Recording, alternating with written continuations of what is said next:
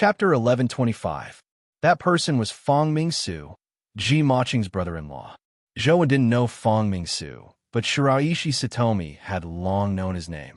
If she had met Fong Ming-su in the past, Shiraishi Satomi would definitely have turned around and left under such circumstances. She definitely wouldn't have given Fong Ming-su a chance to see her. However, with Zhou beside her, Shiraishi Satomi didn't believe that she needed to run. Although Fong Ming-su was very strong and was known as one of the 4 new war gods of the Federation, his guardian had already reached the terror grade. Shiraishi Satomi didn't believe that he was stronger than Zhou. Ji Maching lowered her head and didn't say a word. She had also witnessed Zhou's strength.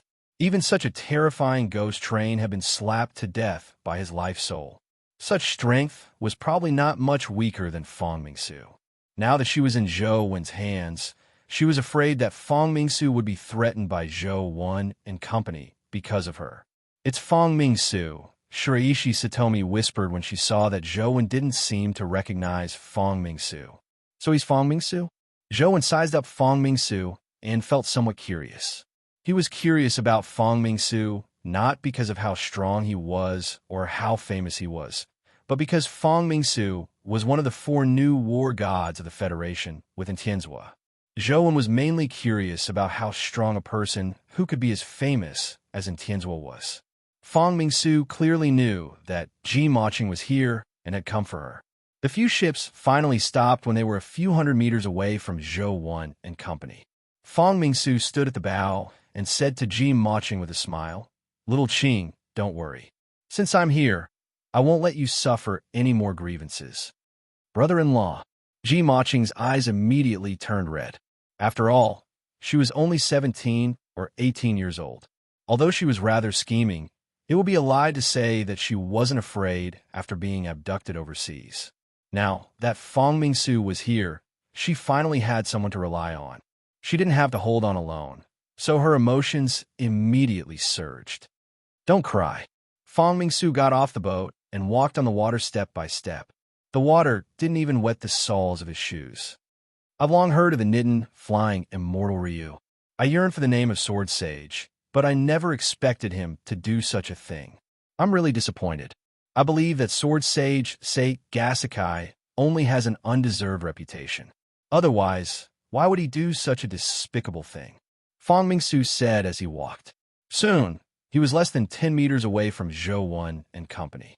Upon hearing that Fong Ming-su had insulted Sei Gasakai, Shiraishi Satomi was instantly enraged.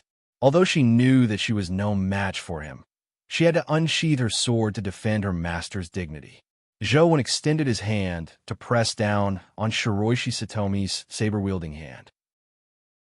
He looked at Fong Ming-su and said, "There's more to this matter. It's not the Sword Sage's doing. Thankfully, this lady wasn't injured. Now that she's returned to you in one piece, why don't we let this matter rest?" Fong Ming-su didn't answer. All she did was look at Ji Maching and ask, "Little Qing, did they bully you?" "No." Ji Maching hurriedly shook her head. If it were any other time, with Fong Ming-su as her backer, she would definitely add fuel to the fire and complain. However, after seeing how terrifying Zhou was, she hoped that this matter would pass without further complications. "I'll leave her to you. We'll take our leave." Zhou gestured for Shiraishi Satomi to throw Ji Maching at Fong Ming-su before turning the boat around to leave. Fong Ming-su caught Ji Maching and asked if she had suffered any grievances. On the other side, the few boats blocked Zhou and company's path. "Sir, what's the meaning of this?" Zhou asked Fong Ming-su. Fong Ming-su didn't even look at Zhou as he continued talking to Ji Maching. Many humans appeared on the boat. One of them was a burly man in a military uniform with a huge axe on his shoulder. He said loudly, "Is our marshal's sister someone you can capture and release as you wish? Are you willing if I capture your wife for a month and return her to you? Then what do I have to do to satisfy you?" Zhou felt that although the burly man's words were vulgar, he was right. This matter was indeed Han Shinsakura's fault. He couldn't be blamed for being overbearing. "You can't make the decision on this matter. Let's say Gasakai talk to us," said the bald man.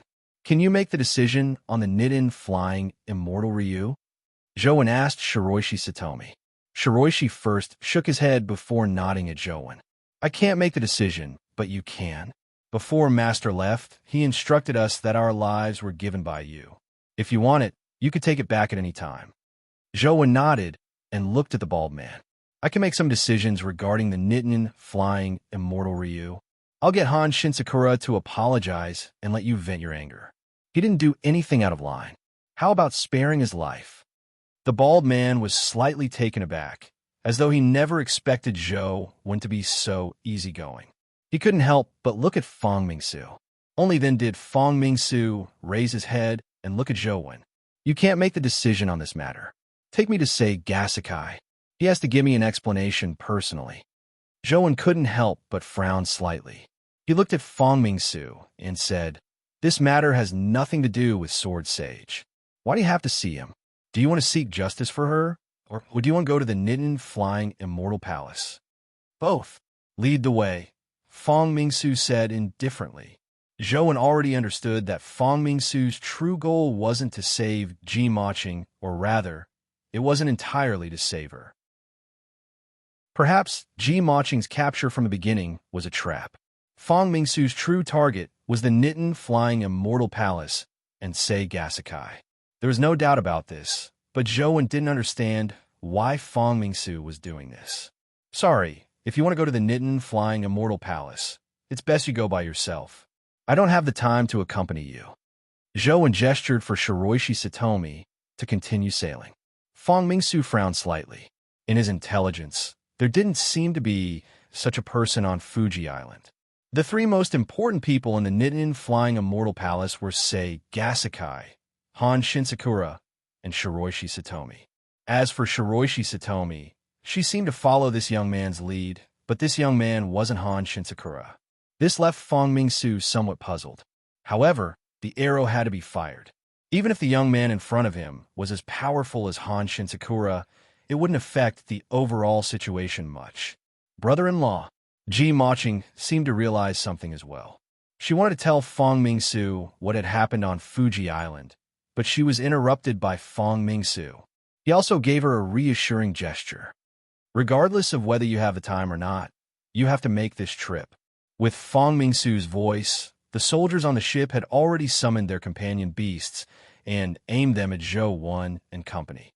The bald man's body was covered in scales. Like a monster, he slashed at Zhou Wan with his axe. Chapter 1126. Zhou Wan frowned slightly. Just as he was about to summon a companion beast to fight the Baldy, he suddenly felt a strong spatial fluctuation before he could summon it. Almost instantly, everyone felt that intense spatial ripple. In the next instant, before anyone could even react or know what was going on, they felt the light and shadows before their eyes changing. The scenery around them seemed to have changed. Zhou Wan stood rooted to the ground, but the scene in front of him turned into a white beach. He had clearly been standing on his boat, but now there was real sand beneath his feet. Spatial powers? Furthermore, it's a large-scale spatial teleportation.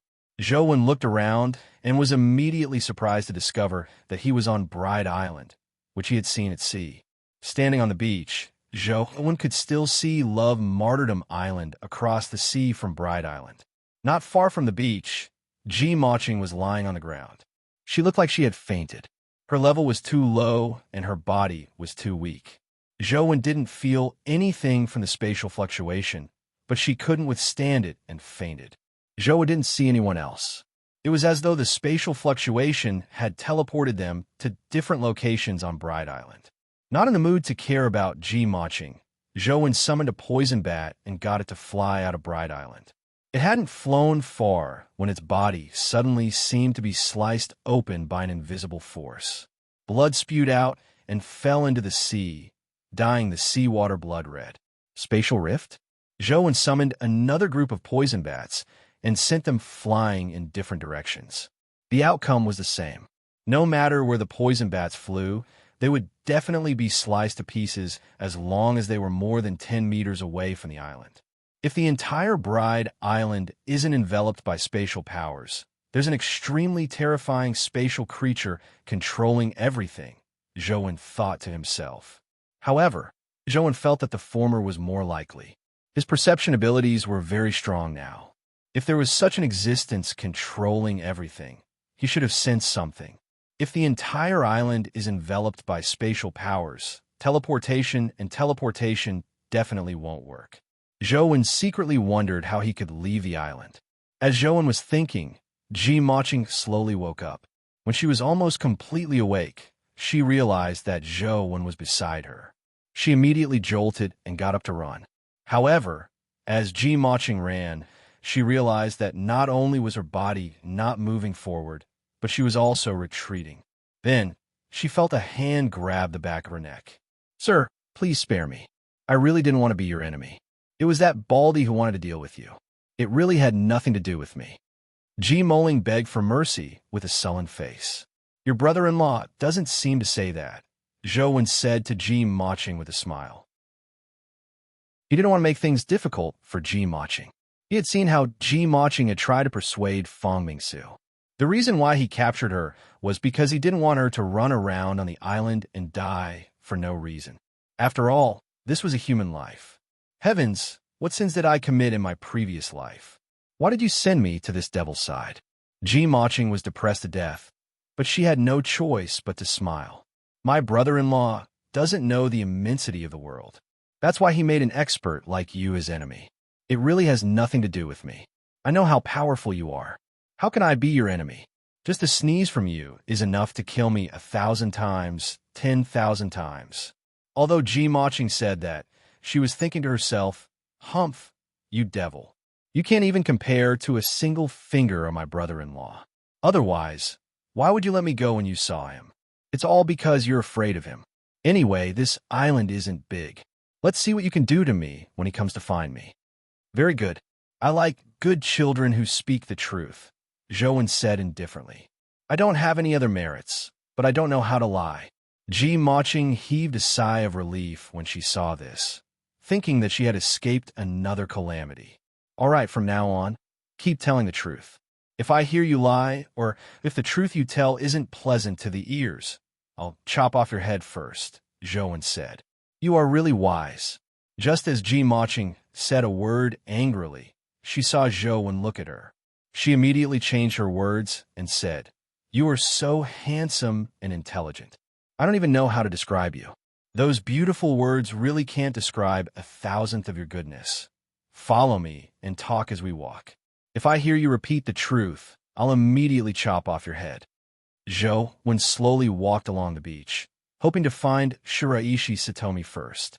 Bride Island didn't look big, but Truth Listener's ability couldn't reach the center of the island. There seemed to be some mysterious force protecting it.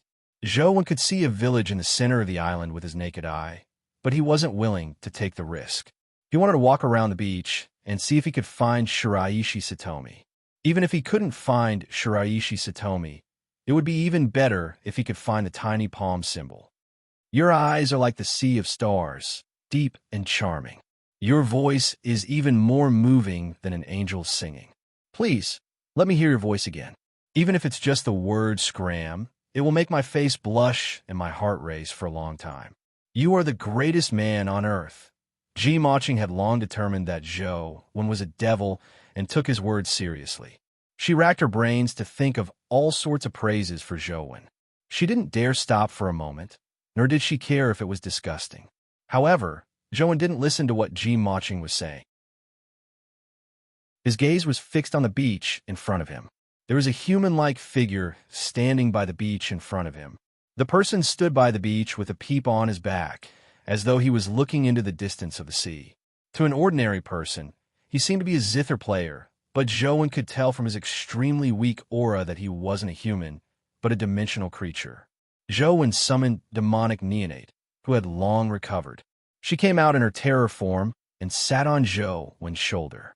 Ji Maching couldn't see demonic neonate in her terror form, nor was she in the mood to look. She was still racking her brains for words to praise Zhou. However, the zither player by the sea seemed to sense something as he turned to look at Zhou. Zhou's heart stirred as he prepared for battle. However, He heard the zither players say to him, "The road ahead is dangerous. It's best we return." Zhou didn't know if he really had no ill intentions or if he had other motives. So he asked, "What's the danger?" "I cannot say." The zither master shook his head and turned his head back, continuing to gaze at the distant ocean. Seeing that he had no intention of fighting, Zhou attempted to circle around him and continue walking forward. "If you see a woman standing by the bridge, do not get close to her and do not talk to her." When Zhou walked over with Ji Maching, the zither players suddenly said, but he had no intention of chasing after them. Chapter 11:27. This was the first time Zhou had seen such a dimensional creature. He suspected that this dimensional creature had another plot, so he didn't dare believe his words. He continued walking forward with Ji Maching. This bright island was indeed very strange. Looking at the sea, there was no end to it, but looking into the island, he could only see the scenery dozens of meters away. Further away, he felt as though there was a fog shrouding it. The forest and the village were faintly discernible. He couldn't see them clearly no matter how hard he tried. After walking for a short distance, a small river appeared in front of them. The river slowly flowed around the village. The green water and green bamboo were so clean that one couldn't bear to step on it. Even breathing would dirty the air here. A woman, Ji Maching, suddenly pointed ahead and shouted. Zhou naturally saw that there was a woman in front of him. Furthermore, she was standing on the bridge of the river. It was a wooden bridge. It was unknown when it had been built. The wood was the color of the original wood, and there were no traces of paint. Tom had left marks on the wood. Not only did it not affect the beauty of the wooden bridge, but it also added an antique flavor. In the bamboo forest under the bridge, a woman wearing a kimono embroidered with red flowers stood on the bridge. She held a paper umbrella in her hand, and her long black hair cascaded down her back like a waterfall. A breeze blew past, causing a few bamboo leaves to flutter. As her sleeves fluttered slightly, one could vaguely see her fair skin and graceful figure. Although it was only a back view, it made one feel infinitely beautiful. So beautiful! Even as a woman, Ji Maching couldn't help but be attracted by the woman's back. Zhou was also sizing up the woman, but his focus wasn't on the woman's beautiful figure. He had been sensing the woman's aura, but no matter how he sensed it, she was a living woman. There wasn't any aura of a dimensional creature. "There are humans on this island?" Zhou frowned slightly. When they approached the bridge, the woman finally turned around. Her face seemed happy and angry, and there was a hint of delicacy amidst her gentleness. "Why are you here? Don't you know that this bright island is very dangerous?" The woman said worriedly when she saw Zhou and Ji Maching. "What danger can there be? Aren't you here too?" Ji Maching asked. "I'm different from you. I'm trapped here and can't leave. It's best you leave quickly. Otherwise, when night falls, I'm afraid you won't be able to escape death," the woman on the bridge said. "Why are you trapped here? Who trapped you here?" Ji Maching asked again. "It's a dimensional creature with a pipa on its back. However, this has nothing to do with you. Leave Bride Island quickly before it gets dark," the woman on the bridge said again. "We want to leave, but the entire island is enveloped by spatial rifts." "We can't leave either," one said. Along the way, Zhou would use the poison bat to probe every certain distance. In the end, none of the poison bats could escape. Ji Maching naturally saw all of this. "Go forward from here. After passing through the bamboo forest, you will see a mountain. Go around the mountain from the left, and behind it is a ferry. Leave Bride Island from there, and you will not encounter the spatial rift," the woman on the bridge said. Zhou sized up the woman. He had already tried many skills to see her body, but they all showed that she was human. However, Zhou had a nagging feeling that something was amiss. The dimensional creature had previously said that he had to be careful of the woman on the bridge, but this woman said that the dimensional creature with the lute had imprisoned her here. He didn't know who was lying. Zhou sized up the woman. He had already tried using many skills to look at her body, but they all showed that she was human. However, Zhou felt that something was amiss. Previously, the dimensional creature had said to be careful of the woman on the bridge, but this woman said that the dimensional creature with the lute had imprisoned her here. He didn't know who was lying. Why did you get trapped here? Can you leave with us? Maching couldn't bear to abandon the woman and asked, Unless I kill the dimensional creature with the lute, I won't be able to leave this bridge. It's just too difficult. He's a terror-grade, dimensional creature. You are far from his match. It's best you leave this place quickly. If you want to go to Auspicious Island in the future, please tell my parents not to worry about me. I'm fine here. My life isn't in danger, the woman said. Why did that dimensional creature trap you here? Why didn't it kill you? Maching continued asking. Beauty is a woman's greatest sin. The woman sighed and didn't explain further. Then, she urged Zhou and company to leave quickly. It's getting late. Leave quickly. Otherwise, you won't have a chance to leave after dark. Let's go, Zhou said indifferently as he continued walking forward. He's indeed a cold-blooded devil. Maching couldn't help but mutter. Despite encountering his own kind, and such a beautiful woman at that, Zhou didn't have any intention of saving her. Only those devils would do so. Maching was only at the mortal stage and didn't have the ability to save the woman. All she could do was bid the woman farewell and continue walking forward with Zhou. The woman stood on the bridge and watched them leave, but she didn't do anything abnormal. After walking for a short distance, she heard voices behind her. Maching turned her head and saw the bald officer who had followed Fong Mingsu bring a few people to the vicinity of the wooden bridge. Maching was delighted. The bald officer was a mythical expert. Perhaps he could save the woman. They didn't seem to encounter the dimensional creature with the lute on its back. When they arrived in front of the wooden bridge, they said a few words to the woman. A few soldiers went over to save the woman from the wooden bridge. However, just as the soldiers stepped onto the wooden bridge, a strange wind seemed to appear out of thin air, sweeping the soldiers into the river.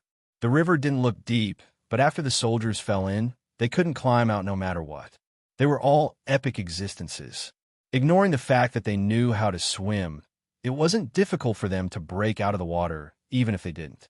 However, this time, they failed to break out of the water. They struggled with all their might and sank deeper and deeper. They were about to sink.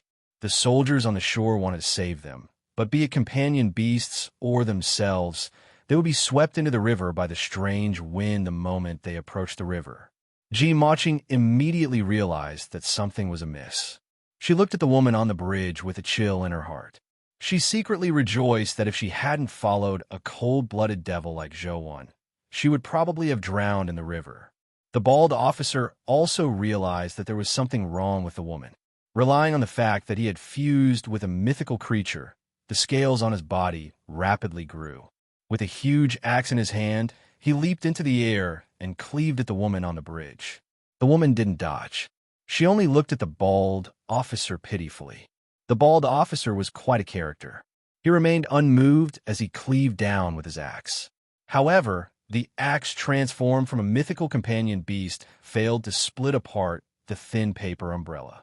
Instead, it was held in midair by the paper umbrella, unable to move. The woman smiled at the bald officer as she spun the paper umbrella in her hand. The bald officer was immediately swept into the river by a strange wind. Chapter 1128. The river didn't look to be more than a meter or two deep, but when a mythical expert like the bald officer fell in, he could only struggle with all his might. No matter how hard he struggled, he couldn't escape. He was about to sink after being filled with a lot of water. Suddenly, a voice sounded from the bamboo forest beside him. Among the 100 ghosts of the Nightwalker, there's a ghost named Hashiheim. She stands by the bridge. If a man is tempted by her, he will be lured into the river and drown. I believe you're Hashiheim, right? Brother-in-law. Maching was overjoyed when she heard the voice. She looked in the direction of the voice and saw Fong Mingsu walking out of the bamboo forest. Fong Mingsu's gaze was firm. He wore golden armor that emitted a dazzling golden glow like the sun. As he spoke, he approached the wooden bridge. When the golden light shone on Hashiheim, she let out a tragic cry as white smoke emitted from her body. The woman hurriedly used a paper umbrella to block the golden light on Fong Mingsu's body, but the golden light seemed to have a strong restraining effect on her. It wasn't just Hashiheim that was illuminated by the golden light. Even the wooden bridge and river began to emit white fog. Hashiheim glared fiercely at Fangmingsu as her body suddenly transformed into white fog. Along with the wooden bridge and river, they vanished. Taking a closer look, there was no river at all. The bald officer and the others were all struggling on grass. When they realized their situation, they all stood up and looked at each other, unsure if they had been hallucinating or not. Brother-in-law, when Ji Maching saw Fangmingsu, it was as though she had met a backer. She stopped praising Zhou and turned to run towards Fangmingsu. Zhou naturally didn't stop her. He had always despised Ji Maching as a burden. On account of her being a fellow human, he took her with him. Since she had already found a powerful family member like Fangmingsu, Zhou naturally couldn't be bothered with her. He continued walking forward. Devil, why aren't you fierce now? Are you afraid when you see my brother-in-law? Ji Maching grimaced and shouted at Zhou back. You aren't handsome at all, nor do you have any poise. You're just a cold-blooded devil. She had been disgusted by her praise for Zhou.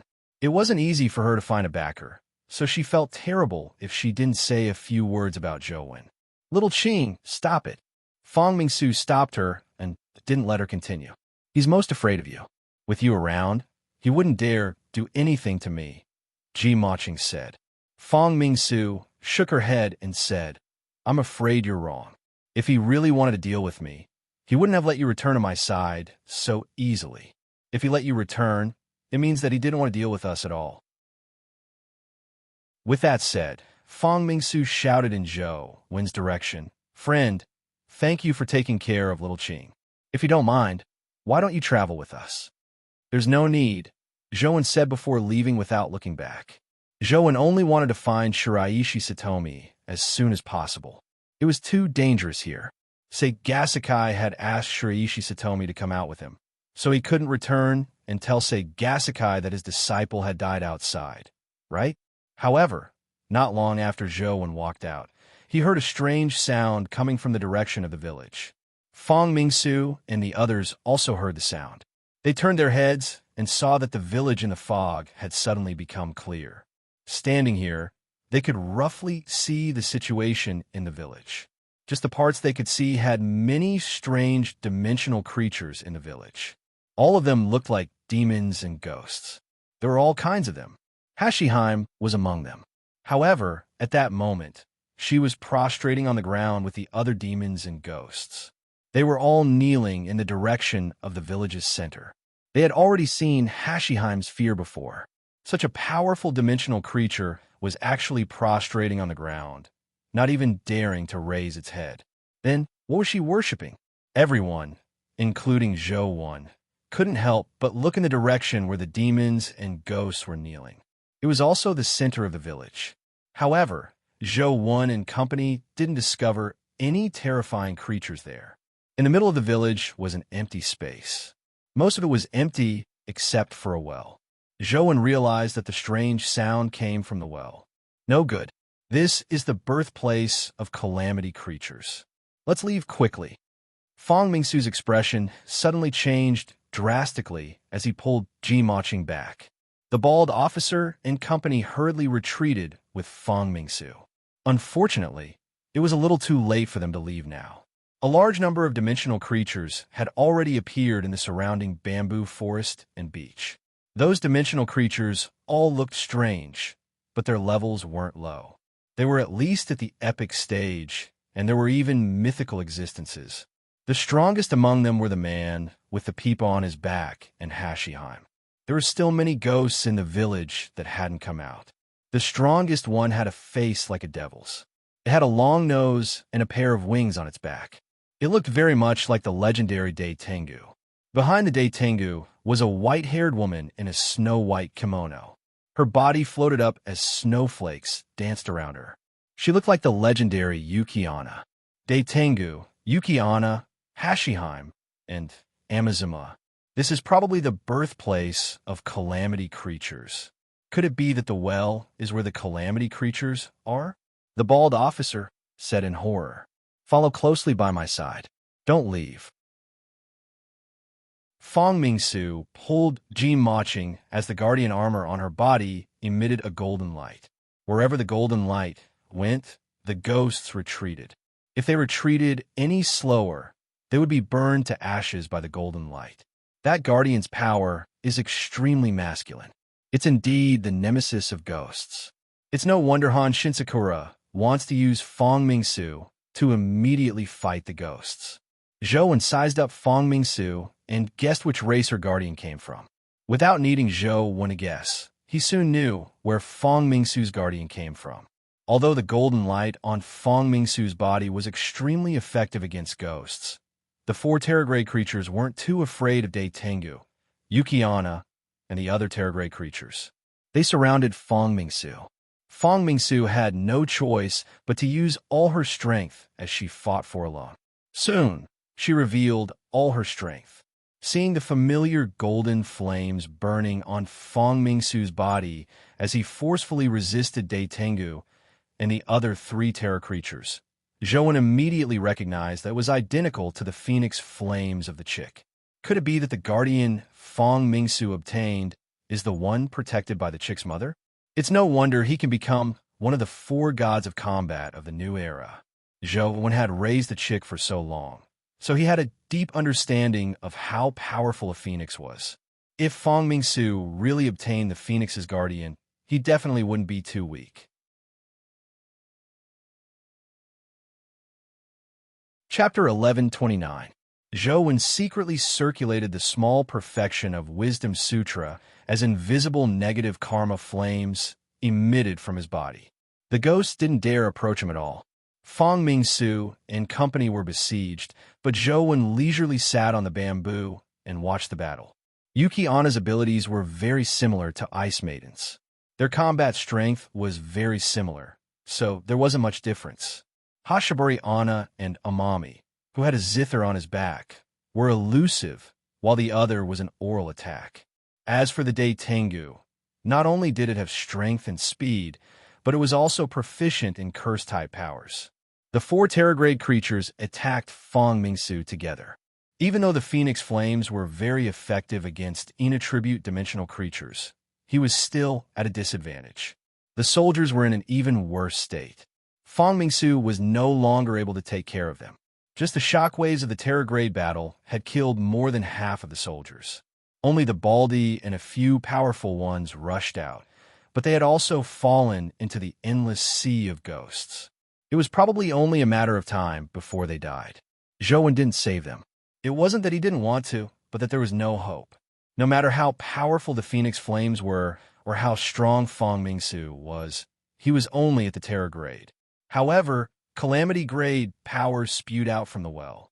The terrifying Een aura was endless like a tidal wave, augmenting the ghosts greatly. Even if they were killed, they would constantly regenerate in the Een aura. The Calamity creature was about to be born. If he couldn't escape Bride Island quickly, Zhou's life would probably be in danger, much less save them. Zhou summoned the Earth Elemental Beast and used Earth Escape to quickly move around the island in search of Shiraishi Satomi. Now that all the ghosts were attracted by Fong Mingsu and company, the powerful ghosts no longer had the time or energy to care about Zhou. Bride Island was filled with ghost creatures. Before long, Zhou found Shiraishi Satomi, who was fighting the ghosts. Shiraishi Satomi's sword Dao cultivation level was extremely high. Furthermore, she clearly had the shadow of transcendent, flying immortal. She charged back and forth among the ghosts and killed many dimensional creatures. Unfortunately, she was still at the epic stage. After encountering a mythical ghost, she was somewhat powerless and was greatly suppressed. Zhou walked towards Shiraishi Satomi as the great heaven incineration aura on his body slightly revealed itself. The surrounding ghosts immediately retreated as though they had encountered snakes and scorpions, not daring to stand in front of Zhou. When Zhou arrived in front of Shiraishi Satomi, the ghosts had already retreated 100 meters away. None of them dared to charge forward, even at the mythical stage. "I'm fine," Shiraishi Satomi looked at Zhou when before looking at the dimensional creatures that had retreated. Her expression was abnormally odd. That's good. Let's go. Zhou led Shiraishi Satomi to the beach. Even if he couldn't find a way to break through the spatial rift, he had to force his way out. Otherwise, he could only wait for death. The last time he killed Di Tian, the immortal culling sword had nearly taken his life. He didn't want to do it again. Furthermore, Zhou already knew that the Di Tian he killed the last time was only an avatar. The real Di Tian had been killed by Wang Mingyuan's sneak attack. Zhou led Shiraishi Satomi along the coast, but unfortunately, he didn't find a way out. It was as though every place was enveloped by spatial rifts, preventing him from leaving. Boom! In the village, a terrifying aura surged into the sky like a volcanic eruption, instantly turning the sky black. It was clearly daytime, but it looked like it was already night. The calamity creature is about to be born. Shiraishi Satomi's expression changed. Zhou frowned slightly. He knew that it was unrealistic to find a way out. The only way was to barge in. It was definitely unrealistic to forcefully charge through the spatial rift. The spatial rift was equivalent to a blade that stopped there. The faster one charged over, the faster one would die. Zhou's so-called forceful charge was actually skillful. It wasn't a reckless charge. After circulating the God-Fiend era, Zhou carved a clown-like symbol on the Wheel of Destiny. This symbol represented the God-Fiend life providence and the new era life soul. It had strange spatial powers. Just spatial powers alone weren't enough for Zhou to rush out of Bride Island, which was covered in spatial rifts. Let me see if the space here has really been completely sealed. Zhou extended his finger, and the clown ring appeared on his finger. At the same time, the clown's eyes shimmered with a strange and distorted light. As the power of the clown ring was released, the spatial fluctuations on the ring became more and more intense, as though they were about to resonate with the spatial rift on Bride Island. At that moment, he suddenly saw a golden beam flash in the sky. A golden figure flew over like a comet. Boom! The golden blob of light smashed onto the beach. It was none other than Feng Mingsu, who was hugging Ji-Maching. At that moment, Feng Mingsu was in a very bad state. The guardian armor on his body had already cracked in many places. Blood constantly seeped out of the cracks. It looked like his injuries weren't light. Feng Mingsu suddenly threw Ji-Maching, who was in his arms, at Zhou. At the same time, he said, "I'll hold them back and give you time to escape. If you can escape, take her with you. I'm afraid you can't hold them back any longer." Zhou looked in the direction of the well. He could already sense that an extremely terrifying creature was coming out with the aura. As for the 4 Terragrade creatures, they had already caught up. Under the augmentation of the boundless aura, Daitengu, Yuki Onna, Amami, and Hashimoto's strength had greatly increased. It was probably very difficult for Feng Mingsu to be their match. "I'll hold them back, but it won't take long." As Feng Mingsu spoke, the phoenix flames on his body rose again. His entire body was like a phoenix that had been reborn in the flames of nirvana. The wounds on his body rapidly healed as his vitality greatly increased. Soon, Ji-Maching could no longer see Feng Mingsu. All she could see was a golden flame that resembled a phoenix dancing in the black sky. The fire phoenix charged between the 4 terrifying creatures and forcefully suppressed them. The ordinary ghosts around them were reduced to ashes by the phoenix flames. It was unimaginably terrifying. The guardian of the phoenix race is indeed terrifying. In such a harsh environment, it can still produce such terrifying power. Although Zhou felt that Feng Mingsu was indeed very strong, he didn't believe that she could stall for too much time. This was because Zhou had already sensed that the calamity creature in the well had already been born. At that moment, a figure slowly surfaced from the ancient well. The fire phoenix that Feng Mingsu had transformed into danced crazily. Wherever it passed, golden flames destroyed the world. Yuki Onna was restrained too much and was no longer able to join the battle. Daitenga's hair was also char black. He looked extremely pathetic. Amami and Hashimoto were unable to approach Fong Mingsu either. Instantly, Fong Mingsu suppressed the 4 terror-grade creatures by herself. Zhou couldn't help but marvel at how powerful the phoenixes were. Meanwhile, the clown ring on Zhou Wen's finger shimmered, but it seemed to be lacking a little. It couldn't break through the final step. Suddenly, a white figure walked over from the ancient well. It looked very slow, but it appeared on the battlefield in the blink of an eye.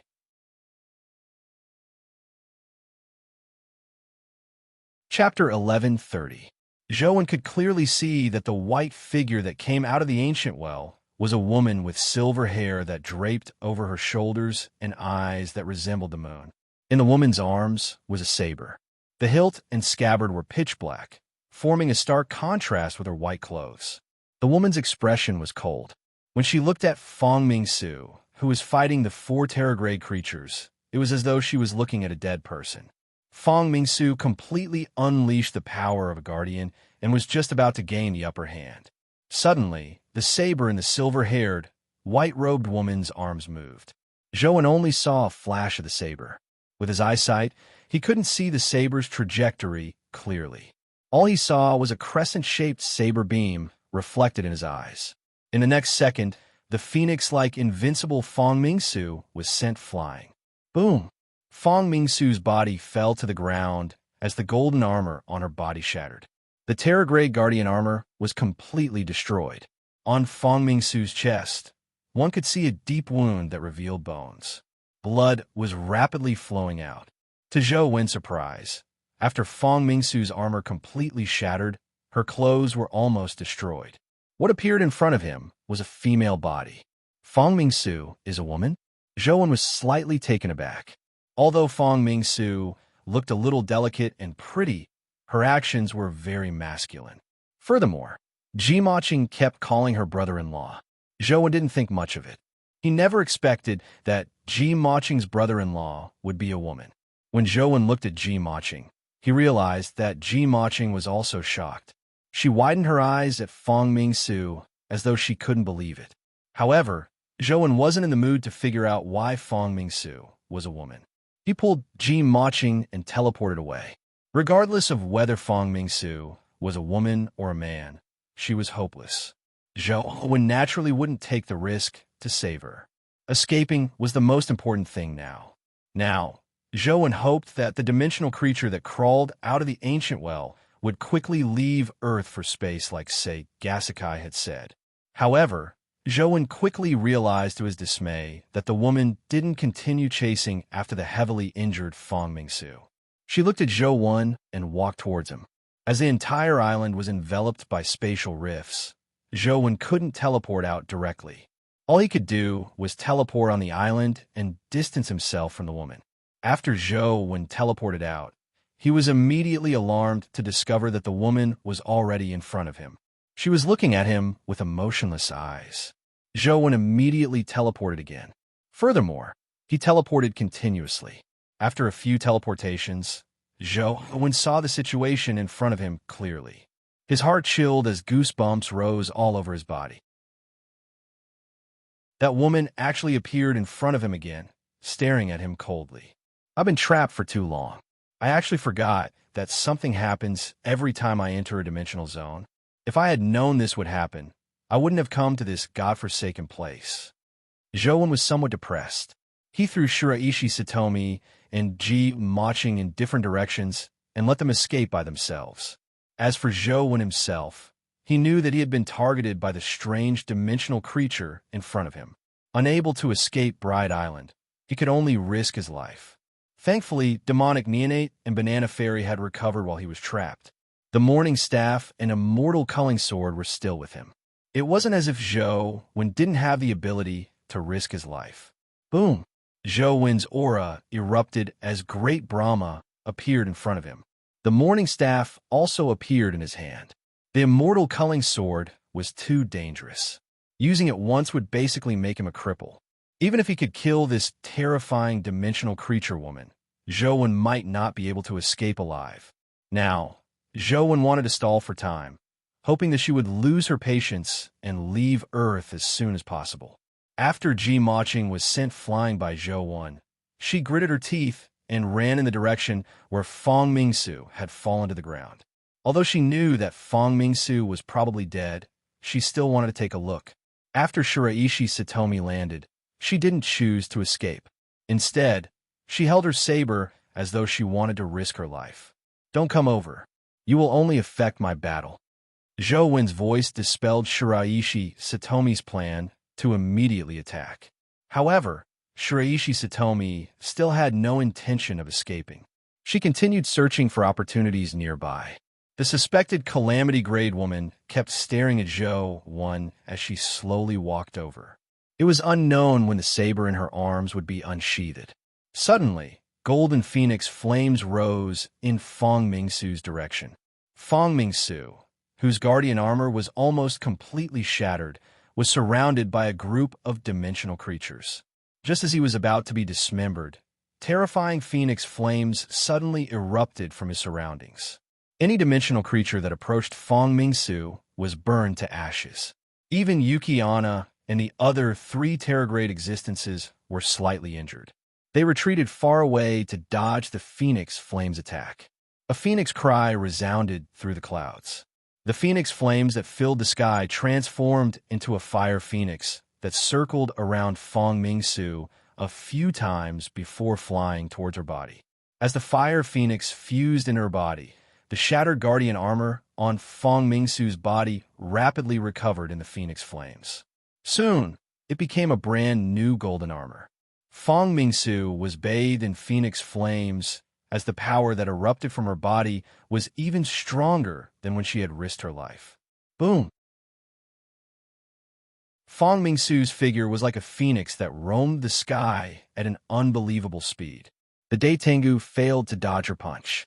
As it forcefully blocked it, it was sent flying by Fong Mingsu's punch.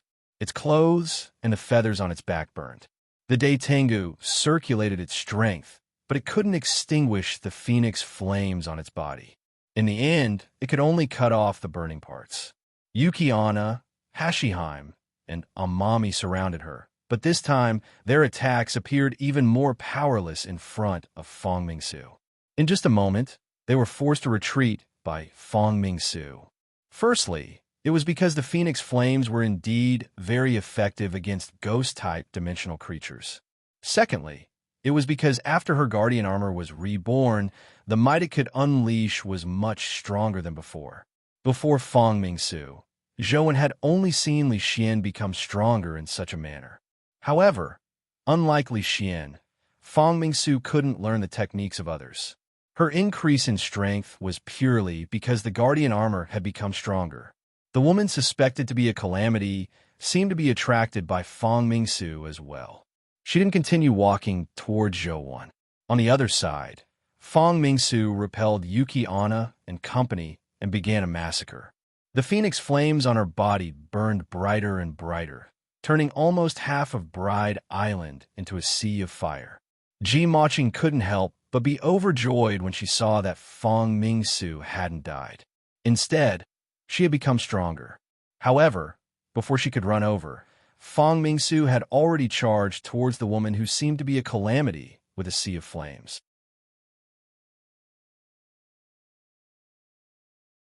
Chapter 1131. Fong Mingsu also knew that if they wanted to escape Bride Island, they had to defeat that woman. Otherwise, even if they killed all the dimensional creatures here, they wouldn't be able to survive. Back then, Human Emperor could defeat the calamity-grade expert, Dition. Brother-in-law can do the same. Ji Maching prayed for Fong Mingsu inwardly. However, when she thought of how Fong Mingsu was a woman, Ji Maching's expression turned complicated.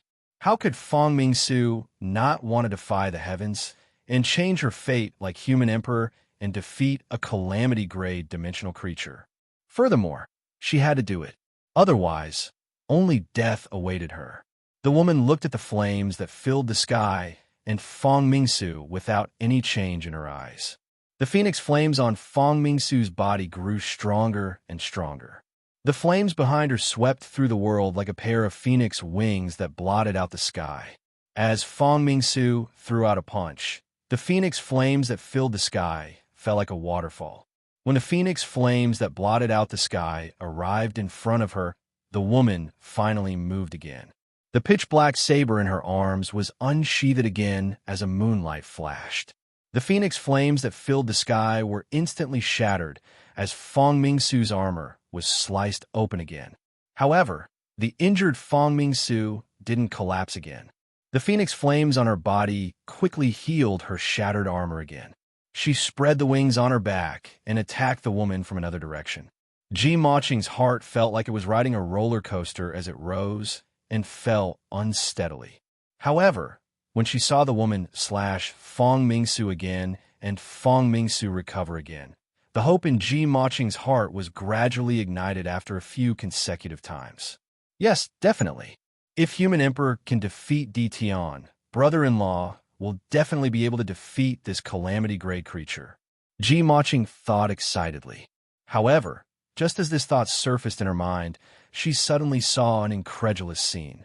When Fong Mingsu charged at the woman with all her might again, the woman didn't continue drawing her saber.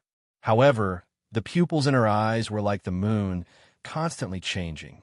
In the next moment, something unbelievable happened. Everything in the surroundings seemed to have frozen. The rising flames stopped moving. Fong Mingsu, who was flying in the air, also froze. Ji Maching, who had her mouth agape in shock, maintained her posture. She couldn't even move her eyes. The entire Bride Island seemed to have become a painting. Everything, including the other dimensional creatures, turned still as though they were lifeless scenes in a painting. Only the woman was a living creature that could move around in the painting. She walked to Fong Mingsu's side, who was covered in flames. She stretched out her finger and pinched the frozen phoenix flames. With a casual tear, the motionless phoenix flames were actually torn out just like that. Then, the woman casually threw them to the side. The woman's fingers moved again, and the phoenix flames around Fong Mingsu's body were completely torn apart in a few moves.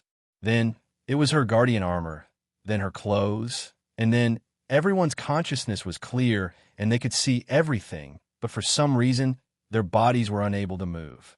Ji Maching watched helplessly as Fong Mingsu's armor was torn off, her heart filled with despair. Fong Mingsu, who was felt that. Mingsu to say, to Fong to say to Fong to and to have Fong. Fong Mingsu, on the other hand, was very calm. She knew that she no longer had a chance. She felt a little relieved.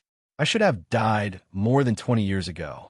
Being able to live for more than 20 years is already a gift from the heavens. Fong Mingsu wanted to close her eyes and wait for death to descend. But in the calamity domain, she didn't even have the ability to close her eyes. The woman's fingers extended towards Fong Mingsu again. Now, there was nothing left on Fong Mingsu's body. If she continued tearing, all that could be torn off was her skin and flesh. Suddenly, a strange power spread out on this picturesque Bride Island, like layers of ripples on water. The woman's fingers paused for a moment and didn't continue extending towards Fong Mingsu. She turned to look at the center of the ripples. Fong Mingsu and Ji Maching happened to look in that direction and saw Zhou when standing in the distance at the center of the ripples. Ripples rippled across Zhou Wen's body as though space had turned into water. In this still space, Zhou Wen's fingers moved slightly. Every movement of his fingers would cause a ripple in space. As his fingers moved faster and faster, the range and fluctuations of the ripples grew larger and larger. In the end, it wasn't just his fingers. Zhou Wen's arms, body, and legs gradually moved, as though a character in a painting was gradually coming to life. It only took a few seconds for him to go from his initial jerky movements to becoming able to move freely. How? How is this possible? Fong Mingsu looked at Zhou Wen as though she had seen a ghost. Her guardian, Nirvana, was already at the Terrorgrade. Furthermore, it could be considered a top-notch existence of the Terrorgrade, but still couldn't put up any resistance in the woman's calamity domain. However, Zhou Wen didn't have the guardian armor on him, nor could she sense the aura of a dimensional creature. There were no signs of him fusing with a guardian. No matter how she looked at it, his body was purely human, but Fong Mingsu couldn't believe that he was really a human. Humans on Earth had evolved to such an extent, but she had never heard of a human advancing to the mythical stage with their own strength. Ignoring the Terragrade, there wasn't a single pure human among the known mythical humans. They either relied on a guardian to advance to the mythical stage or used mythical fluid. Now, Fong Mingsu was suddenly told that a human could rely on his own strength to fight the calamity domain. She really couldn't believe it. Even though she saw it with her own eyes, she still found it a little surreal. However, things were slowly unfolding in front of her eyes. In the calamity domain, where even the Terragrade Nirvana Guardian couldn't move, Zhou Wen had completely regained his freedom. However, his movements looked extremely slow, as though he was walking in the deep sea. On his finger that could first move, a clown ring emitted intense spatial fluctuations. Crack! The ring shattered as the clown ring's surface slowly rose. As it rose, it constantly expanded before finally transforming into a clown mask that covered Zhou Wen's face. The moment the clown mask completely fused with Zhou Wen's face, his body instantly became extremely relaxed, as though he had returned to land from the deep sea. The calamity domain, which possessed the power of space, could no longer confine his body or affect his movements. The clown mask wore a smile. It was evil, crazy, bloodthirsty, and filled with hope.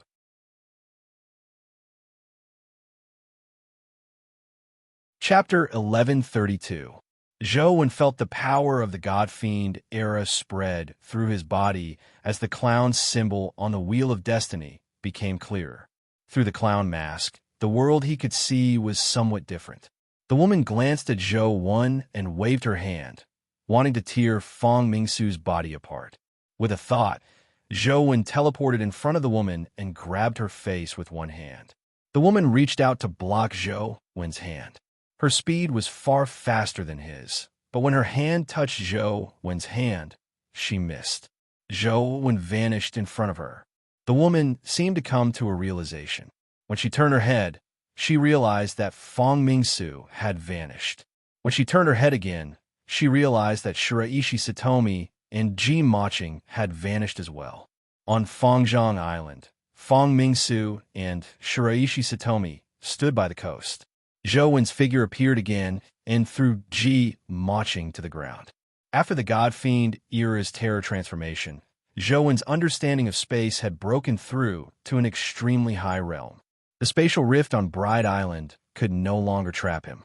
Traversing 500 kilometers in an instant not only greatly increased the distance he could teleport, but there were also almost no restrictions. He could teleport continuously without any restrictions. Everyone, flee for your lives. I'm going to flee too. With that said, Zhou Wen teleported away, not daring to stay any longer. It wasn't that he didn't want to send Shiraishi Satomi back to Fuji Island, but the calamity creature was also spatial. If she could teleport long distances and Zhou Wen brought Shiraishi Satomi back to Fuji Island, it would be equivalent to bringing destruction to Fuji Island if she tracked him. Therefore, Zhou Wen had taken them to the uninhabited Fangzhong Island before letting them leave by themselves. When the time came, even if the calamity creature chased after them, it would only be able to track Zhou Wen. Take us with you and escape. Ji Maching shouted twice, but no one responded to her. He doesn't need to escape. The guardian armor on Fong Mingsu's body had already recovered. He looked at the spot where Zhou Wen had disappeared and said thoughtfully, "He doesn't need to escape? Why? Didn't he already escape?" Ji Maching asked in puzzlement. Although it was indeed very impressive that Zhou Wen could save them, a calamity grade was a calamity grade. Even if humans could escape a calamity, it was difficult for them to resist one. Because he is the human sovereign, the sovereign of the human race. He can kill the catastrophe. He doesn't need to run at all, Fong Mingsu said with certainty. He is a human emperor? That's impossible. Isn't he the devil from overseas? How could he be a human emperor? Ji Maching was momentarily unable to digest the information Fong Mingsu had said as she spoke incoherently. Fong Mingsu glanced at Shiraishi Satomi and continued, "I've been paying attention to him. Previously, I saw him take out a white wooden stick. It's exactly the same white wooden stick that the human emperor used to fight DT on. Previously, I thought that it was just similar, but now it seems that it is not so. It is the same root. He is a human emperor." Ji Maching repeated what she had said in a daze.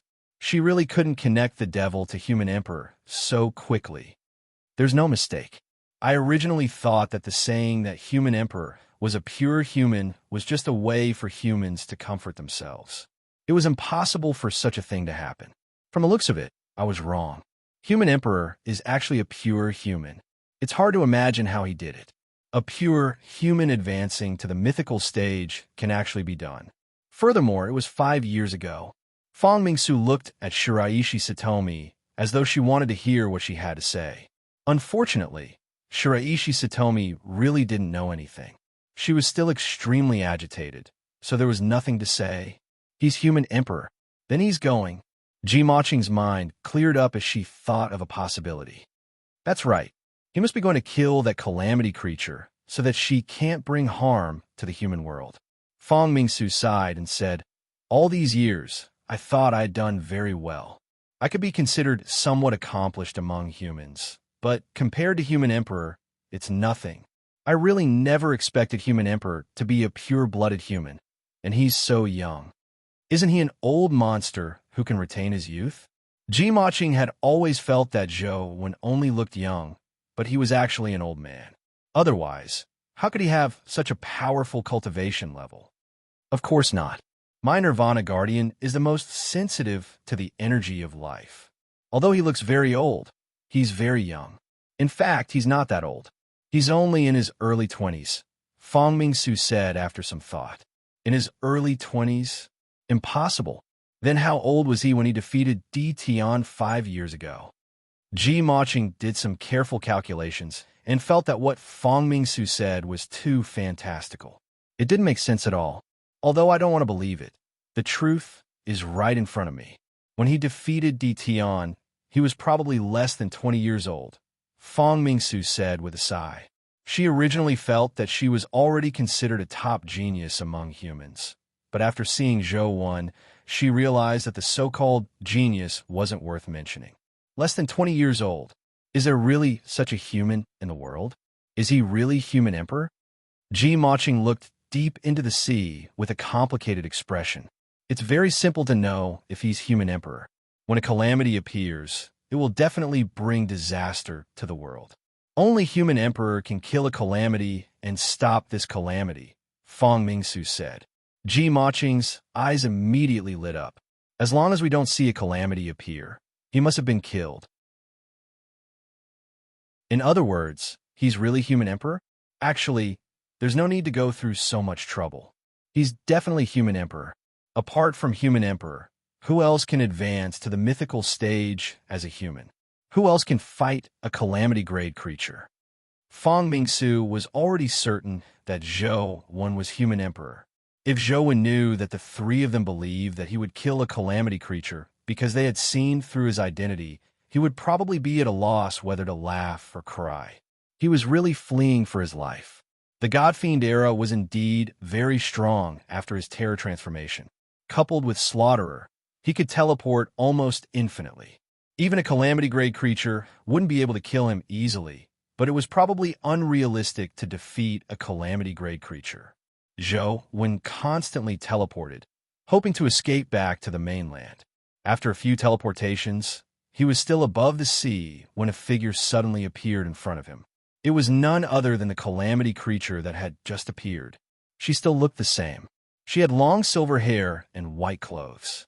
She held a pitch-black saber in her arms, and there was no emotion in her eyes. "You still caught up? Can't you leave Earth earlier? Why are you chasing me?" Zhou 1 lamented inwardly as he used teleportation to escape again. However, after a few teleportations, he failed to shake off the calamity creature. The woman seemed to be attempting to use spatial powers to control him, but the spatial powers that the terrifying clown mask gave Zhou 1 allowed him to ignore the spatial seal. He couldn't escape. and the woman couldn't control him. Zhou was about to continue teleporting when he suddenly heard the woman speak. "Marry me, and I won't kill you," the woman said in all seriousness as she looked at Zhou.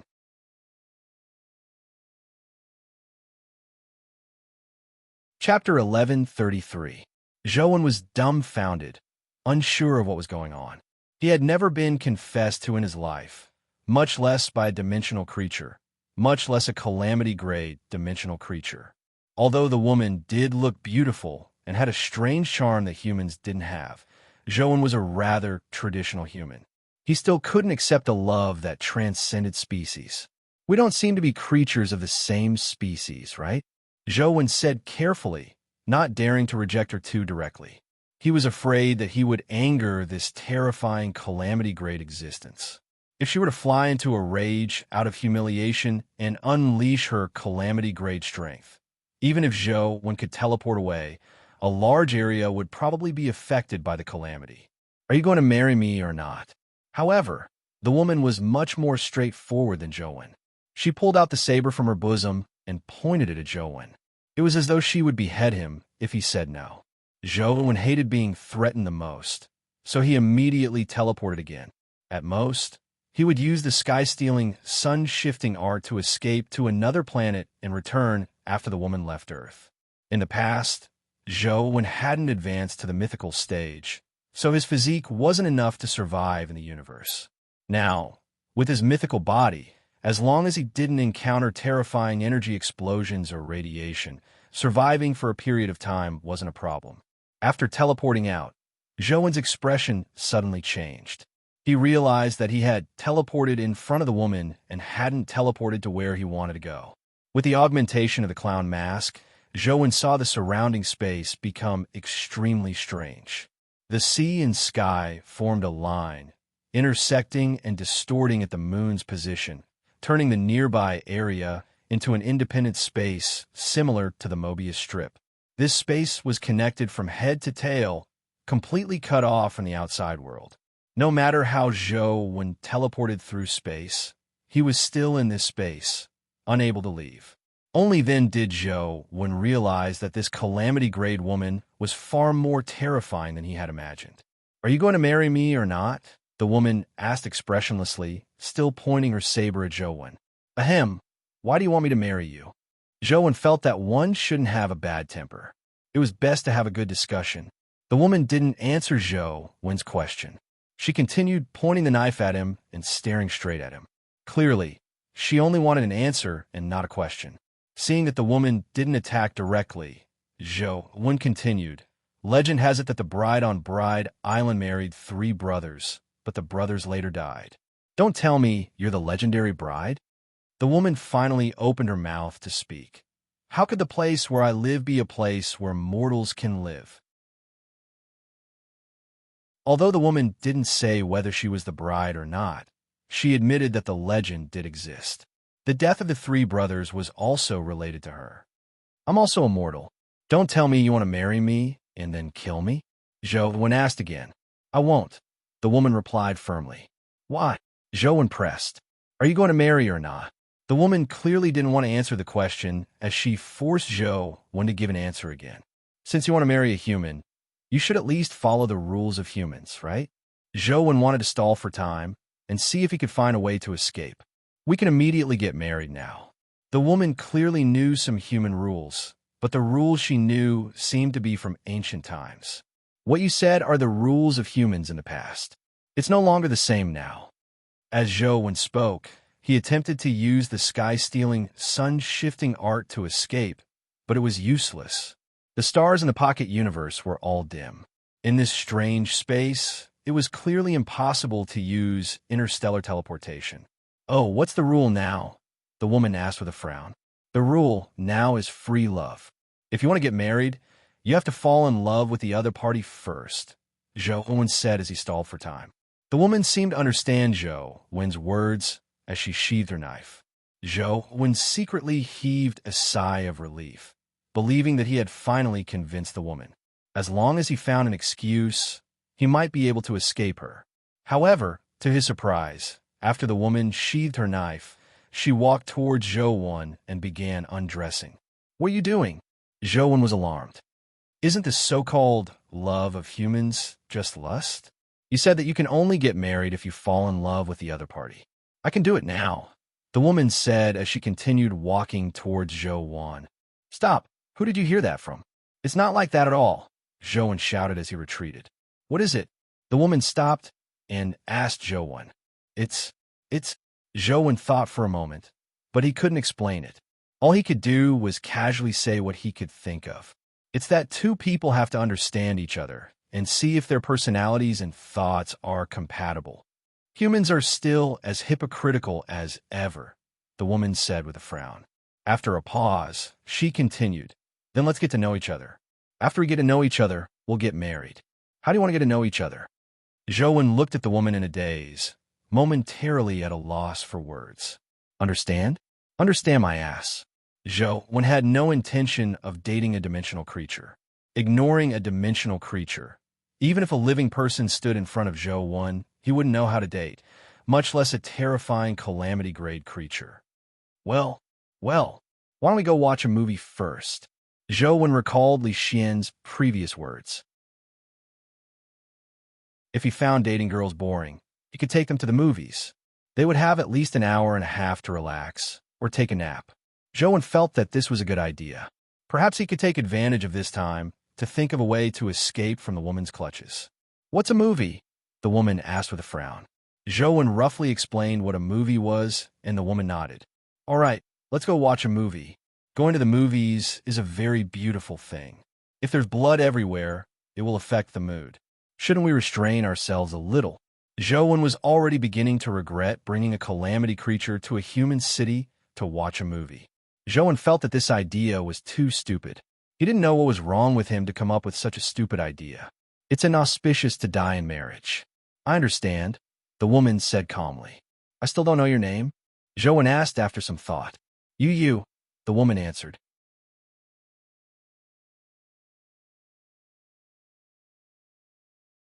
Chapter 1134. Upon hearing this name, Zhou was slightly alarmed as he couldn't help but size up the woman carefully. Previously, when he was learning about the ghost parade, Zhou had also learned about some of the overseas myths. Although it wasn't very detailed, Zhou still knew about a famous mythical figure like Tsukuyumi. Tsukuyumi was one of the three gods of a certain overseas pantheon. Legend had it that she was one of the three children of the god of creation. She was a twin goddess with one of the other three gods, Amaterasu. However, in other myths and legends, it was also said that Tsukuyumi was male. There were also some legends that treated Tsukuyumi and Kagaya, who was famous for her beauty, as the same person. None of this was important. What was important was that if this woman was really the legendary Tsukuyumi, her status was second only to the god of creation. Myths might be exaggerated, but to have such a status in a pantheon, no matter how exaggerated, her true strength was definitely terrifying. Watching a movie with the daughter of the god of creation, Zhou felt that this matter wasn't reliable. Fang Mingsu and company waited on Fangzhong Island for a few days, but they didn't see Zhou return. The ghost parade that would appear every night had also decreased significantly. Furthermore, the famous ghosts didn't appear again. The ones that appeared were ghosts whose names couldn't be identified. The strongest were at the mythical stage. After the three of them investigated and confirmed that Zhou was human sovereign, they imagined that the calamity creature had been killed by Zhou. "I never expected him to really be human sovereign. Furthermore, he's so young." Ji Maching still found it unbelievable that Zhou was human sovereign.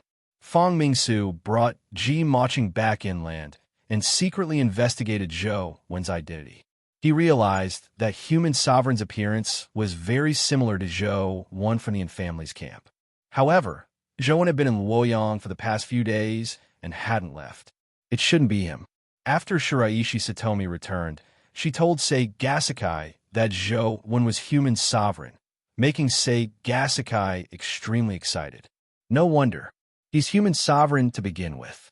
It's no wonder. I should have thought of it long ago. Apart from him, which human can slash out such a strike? By the way, you can keep this matter to yourself. Don't spread it. Watching a movie was considered a luxury for humans nowadays. With dimensional creatures breaking through the restrictions on a large scale, there were very few cities that humans could defend. Most humans retreated to dimensional zones and used the dimensional zone's repulsion towards other dimensional zone creatures to barely preserve their lives. All kinds of modern instruments and tools were severely damaged, and because the roads were cut off, raw materials could not be replenished. Even if the factory was not destroyed, the possibility of continuing production was not high. In such an environment, apart from the Federation occasionally shooting some promotional videos, it was very rare for an individual to shoot a movie. There was more and more research on using companion beasts to replace high-tech equipment. Most human gathering areas had already popularized companion beast power generation systems. However, human hobbies sometimes had nothing to do with practicality. The famous overseas devil, Sasser, was a loyal movie lover. Furthermore, he was someone who had to go to the cinema to watch movies. However, in this era, it was too difficult to find a cinema. There wasn't even a single one overseas. Therefore, every time Sasser was addicted to movies, he would secretly enter the mainland. Although Sasser's name wasn't as famous as Jing Daoxian's, those who knew him were in no way less afraid of him than Jing Daoxian. Although Jing Daoxian was infamous, few people had actually seen him kill someone. Apart from the crazy massacre in the Federation building, many of the ferocious legends about Jing Daoxian were actually just bystanders using his reputation. However, Sasser was different. Sasser wasn't famous, but the number of people he had killed far exceeded Jing Daoxian. Furthermore, he didn't leave anyone alive, so very few people knew about him. After putting on a decent suit, a white shirt, and a bow tie, Sasser, whose white hair was neatly combed, arrived at the cinema's entrance. He queued up to buy a ticket and ordered a Coke and popcorn. Then, as though he was on a pilgrimage, he walked into the cinema's theater. These habits stem from Sasser's childhood. Back then, when his parents took him to the movies, they would always dress him up prettily. Then, they would buy Coke and popcorn and watch a movie with a family of 3. Therefore, Sasser still retained this habit even now. Sasser found his seat and sat down. He sat up straight and sized up the movie screen. Just as he had imagined, this seat was indeed a prime viewing spot. Thankfully, it hadn't been bought by anyone. Otherwise, he would have to spend more time thinking of a way to adjust his seat. It was a rather good cinema. The fragrant and steaming popcorn, iced Coke, and the prime viewing spot made Sasser in a good mood. He tidied his bow tie and waited for the movie to begin. Suddenly, a young man and woman walked in. The seats they chose happened to be in the row in front of Sasser, making him frown slightly. He recalled an unpleasant experience he had had when watching a movie. A young couple had sat in front of him, whispering to each other from time to time and kissing in front of him. It had greatly affected his viewing experience. Therefore, after the movie ended, Sasser sewed the couple's mouths together and hung them at the entrance of the cinema. Why do you have to wait until the movie ended? Movie time was sacred, so how could he kill someone while the movie was playing? Thankfully, the young man and woman who had just entered were very silent. They didn't communicate with each other, making Sasser feel much better. From the looks of it, I should have a perfect viewing experience today. Sasser sat up straight and waited for the movie to begin. Although this movie was an old one and Sasser had watched it a few times, he liked it. He wouldn't get sick of watching it a few more times. After a while, Sasser suddenly heard the young man in front of him speak. "Do you want something to eat or drink?" Sasser was immediately annoyed when he heard that. He thought to himself, what's wrong with young people these days? They don't know the essence of watching a movie at all. Ice Coke and popcorn have to be bought before entering. How can they buy them after arriving? Anything, the woman said coldly. "Wait for me here. Don't move. I'll be back soon." As the young man spoke, he left, leaving the young woman sitting in front of him. The young woman was very quiet and didn't move. This made Sasser admire her very much. He still remembered that 2 months ago, when he went to watch a movie, a young woman was eating melon seeds while watching the movie. She kept squirming around. Therefore, after the movie ended, Sasser shattered all the woman's teeth and stuffed them into her stomach before hanging her at the entrance of the cinema. orange juice, and melon seeds. Try them. The man returned with 2 large cups of orange juice and a large bag of melon seeds. You have to drink Coke and eat popcorn when watching a movie. Do you understand? Sasser wished he could snatch the melon seeds and orange juice and throw them at the young man's face. However, years of experience in watching movies made Sasser endure it. However, he was already thinking about how to teach the young man some movie etiquette after the movie ended.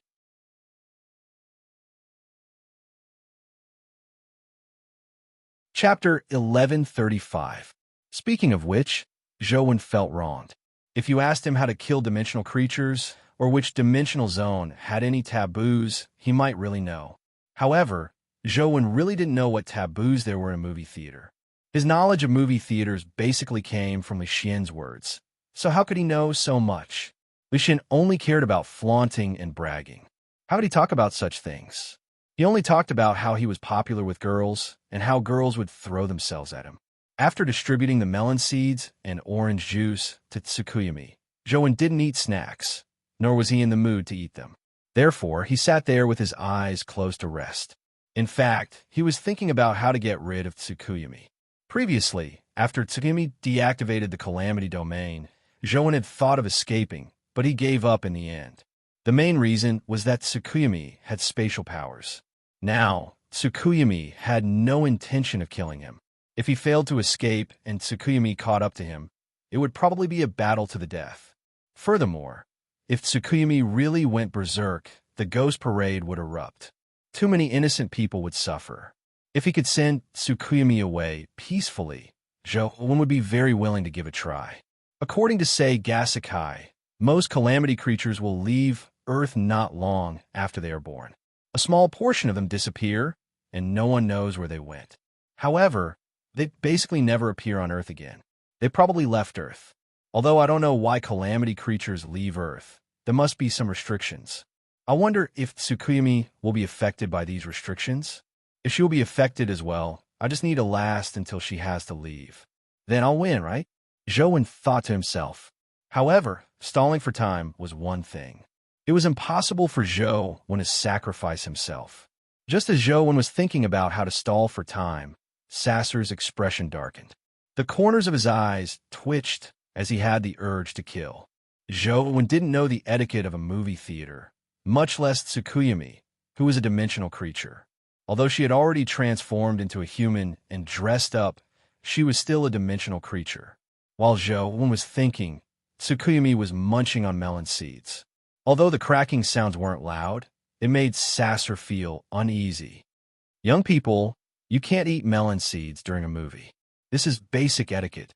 Before the movie began, Sasser decided to remind them. However, Tsukuyami ignored him. This was because in her eyes, apart from Zhou, she didn't need to care about any other humans. They were life forms that were inferior to ants. There was no need to care about their feelings. Zhou turned his head to look at Sasser and saw that it was an old man with a head full of white hair.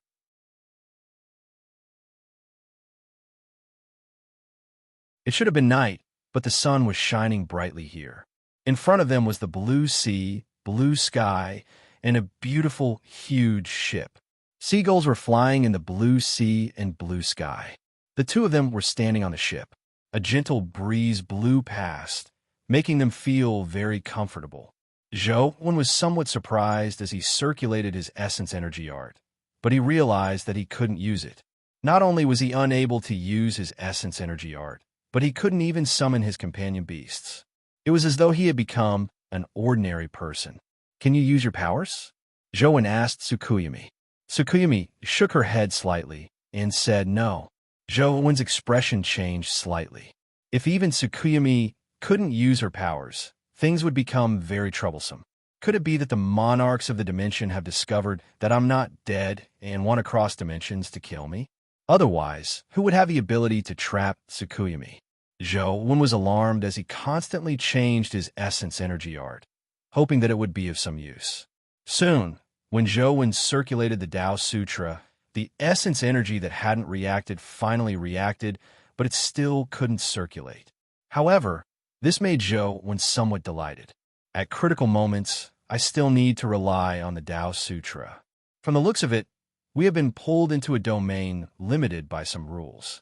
If the Tao Sutra advances further, I might be able to break out of this predicament.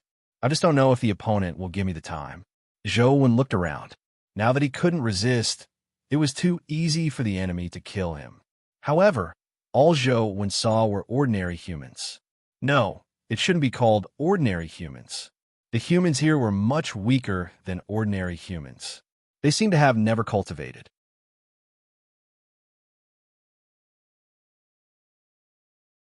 Chapter 1136. Boom! Just as Zhou Wen was looking around, he suddenly felt the ground beneath his feet tremble violently. Then, he heard a loud crash before an ear-piercing creaking sound. Before Zhou Wen could figure out what was happening, the ship's massive body began to tilt to the side. At the same time, there was a dull explosion. It was unknown where the ice came from, but it smashed into the deck. The shattered ice smashed into people, causing many of them to bleed. Cries and screams intertwined as the ship flipped more and more violently. Many people fell and slid down. It was unknown where an explosion had occurred, but a heat wave swept over, sending Zhou Wen and Tsukuyami flying. Zhou Wen didn't know what the hell this place was. Not only was he unable to use his essence energy skills and various abilities, but his body had also become extremely weak, as though he had never cultivated. Thankfully, his strength and abilities were difficult to use, but his skills and reactions were still there. When Zhou Wen rolled down, he grabbed the railing and didn't let himself fall into the sea. Previously, Zhou Wen had suspected if Tsukuyami could use her abilities, but he soon realized that Tsukuyami couldn't use her strength either. She grabbed a metal pillar at a height higher than Zhou Wen, but the cabin beside her suddenly exploded. The fragments smashed into Tsukuyami's head, immediately causing her to bleed. She seemed to show signs of fainting as she fell down and rolled out of the deck, about to fall into the sea. The temperature of the seawater was already below 0 degrees Celsius. If it were in the past, Zhou Wen could have gone down to take a bath at such a low temperature, but now their bodies had become like ordinary people. If they fell, it wouldn't take long for all their heat to be sucked away by the seawater. When that happened, only death awaited them. Zhou Wen subconsciously reached out to grab the semi-conscious Tsukuyami and pulled her over. Although this was a good opportunity to kill Tsukuyami, Zhou Wen felt that this was likely an operation targeted by the Dimensional Monarchs. Tsukuyami had suffered an undeserved calamity. The enemy of an enemy was a friend. Perhaps saving Tsukuyami today would give the dimension another calamity-grade enemy in the future. At the end of the day, Tsukuyami was a calamity creature born and raised on Earth. She was somewhat different from the monarchs of the dimension. "How are you?" Zhou Wen realized that the wound on Tsukuyami's forehead was very deep. A few metal fragments had pierced in, and she kept bleeding. From the looks of it, the situation wasn't good. Tsukuyami opened her mouth but didn't make a sound. Her eyes had already lost focus, and she was on the verge of fainting. Zhou Wen gritted his teeth and ran up the deck with Tsukuyami, hoping to find something that could be used as a lifeboat, even if it was just a floating plank. Once the ship sank, the body of an ordinary person would not be able to last long in the water that was mixed with ice. They had to leave the water to have a chance of survival. However, there were people fleeing for their lives everywhere. Some people jumped into the sea without any regard, hoping to leave the ship as soon as possible. They didn't want to be sucked to the bottom of the sea by the suction force produced when the ship sank. From Zhou Wen's point of view, that was courting death. There were also people who found tools like lifeboats and jumped into the sea, using them to escape. However, there were too many people escaping. In order to survive, many people desperately climbed onto the lifeboats beside them. As a result, there were too many people on the lifeboats. The lifeboats flipped over, and everyone on the boat fell into the sea. There were also a few crew members who were organizing children and women to board the lifeboats. Zhou Wen looked around and didn't find anything that could be used as a boat. The nearby hatches were all metal, making it impossible to use them as rafts. All Zhou Wen could do was carry Tsukuyami and constantly rush up, constantly searching for something hoping to find something that could save his life. After losing his strength, Zhou realized that the strength of humans was pitifully small. Just running with Tsukuyumi in his arms made his heart beat rapidly. His limbs ached, and he couldn't breathe. The Tao Sutra kept circulating intermittently as Zhou tried his best to engrave the heaven-opening scripture of the highest elder on the wheel of destiny. However, due to the strange power here, the difficulty of engraving was too high. The shallow marks carved on the wheel of destiny quickly vanished, preventing him from engraving the complete heaven-opening scripture of the highest elder. As he was climbing up, a black shadow suddenly smashed down from above. Zhou dodged to the side, and the item smashed into a metal pillar beside him. Only then did Zhou realize that it was the panel of a table. Got it! Zhou was overjoyed. Seeing that the table was about to slide down, he hurriedly rushed over and kicked it, sending it into the sea. After the table fell, Zhou jumped down as well and fell into the sea with Tsukuyumi.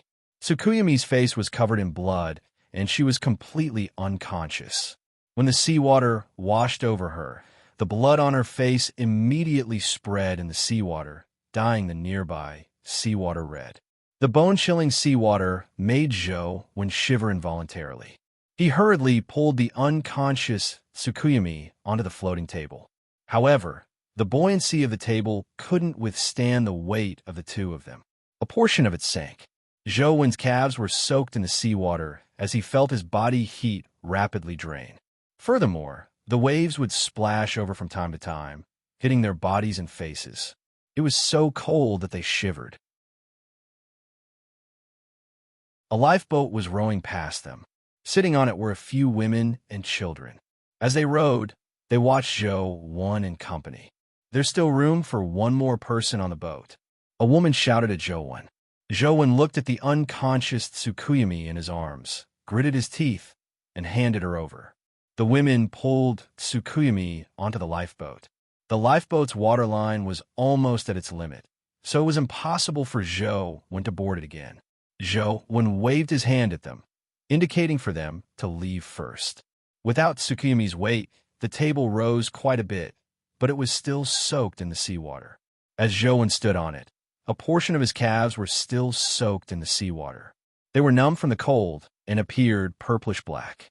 At that moment, he couldn't care less. As he paddled with all his might, he tried his best to let the table surface. At the same time, he constantly engraved the heaven-opening scripture of the highest elder and infused his insights from 100 years of imprisonment into it. Without the augmentation of his essence energy, it was very difficult to leave a deep mark on the wheel of destiny with just his will.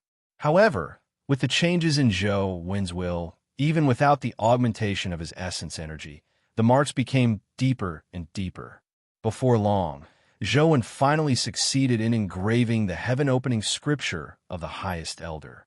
The moment the heaven-opening scripture of the highest elder appeared, Zhou felt the essence energy in his body surge out like spring water. It instantly nourished his body and restored his original strength. The cold seawater could no longer harm his body. How did this happen? Sasser kept watching the scene on the camera. When he saw that Zhou could use essence energy in the movie world, his expression turned ugly. Although his life soul was magical, it could only send people into the movie world. It couldn't control the plot in the movie. All he could do was watch helplessly as Zhou recovered his strength. Suddenly, Sasser felt a mysterious force flow into his life soul, causing the movie world and the camera to change.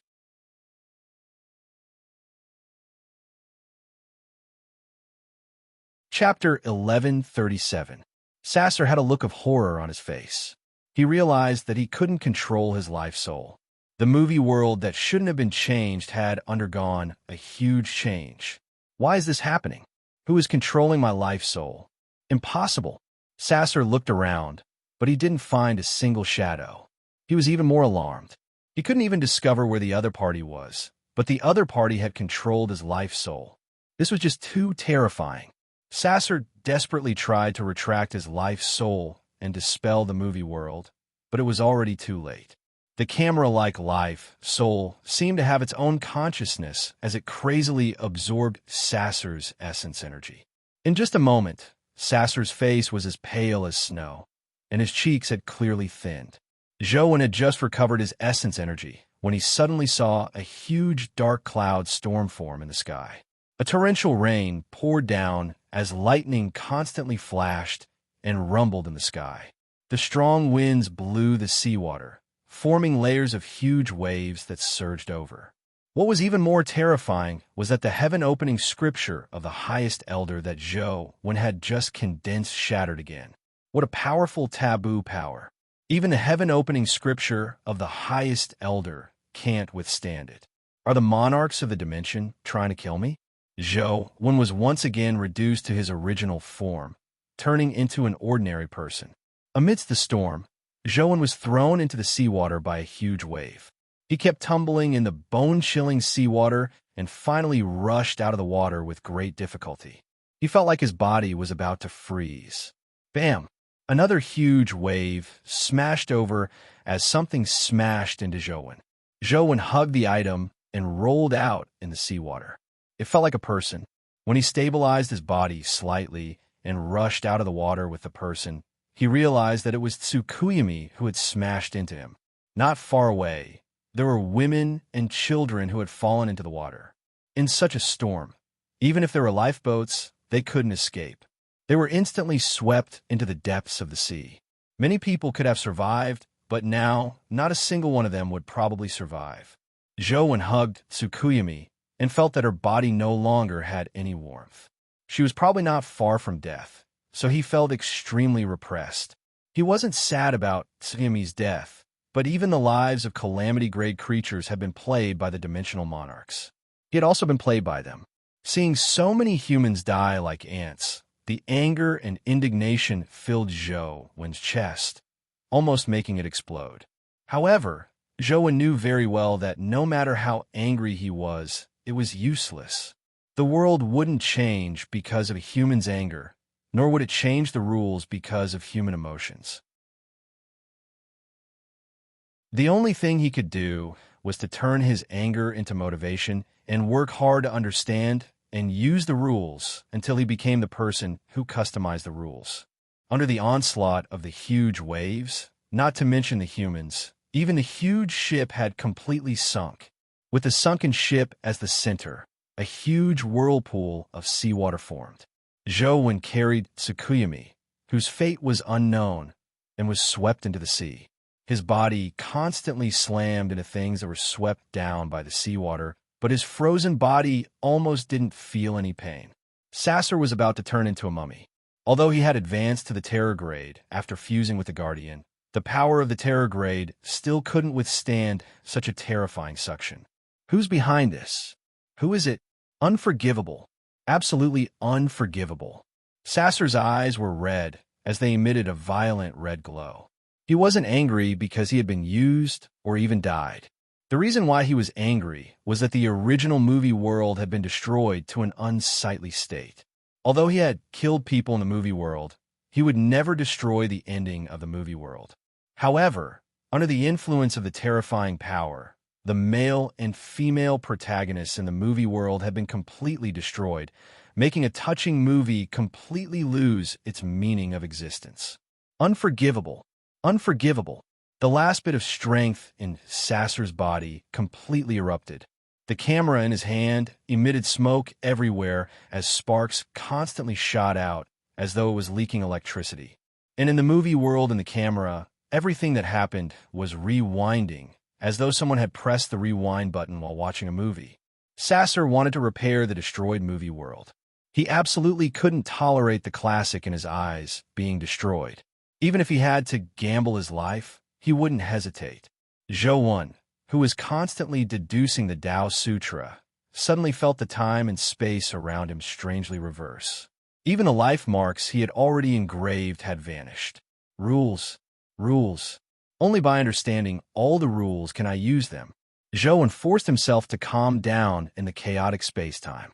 He engraved the heaven-opening scripture of the highest elder over and over again, correcting his understanding of the rules. Many people believe that not having rules and being unrestrained was true freedom, but Joan believed that without rules and restrictions, there would be no freedom. Only by understanding the rules and grasping them could one truly obtain freedom. Lawlessness wasn't freedom. It would only lead to destruction. That wasn't what Joan needed. Blood spewed out of Sasser's mouth as he looked like a ferocious ghost. The terrifying force forcefully pushed the movie world forward, allowing the movie's plot to continue moving forward. Sasser had already tried his best, but he still couldn't stop it.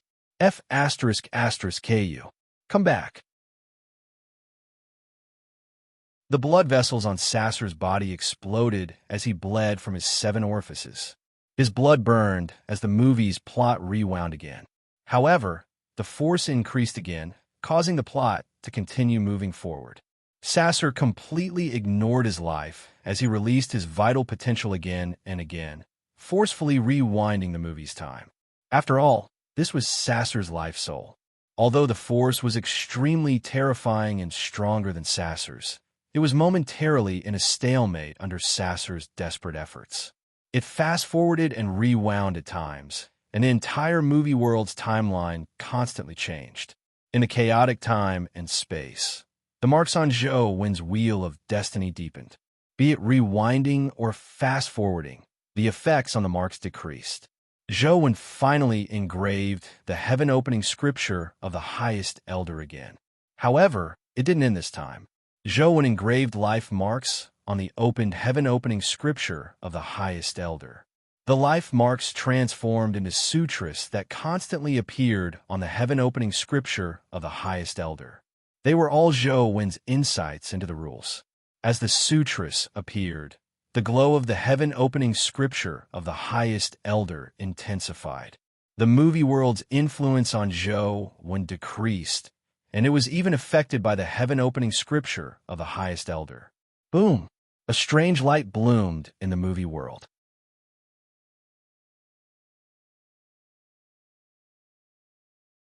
Chapter 1138. In the chaotic movie world, there was a storm and dark clouds.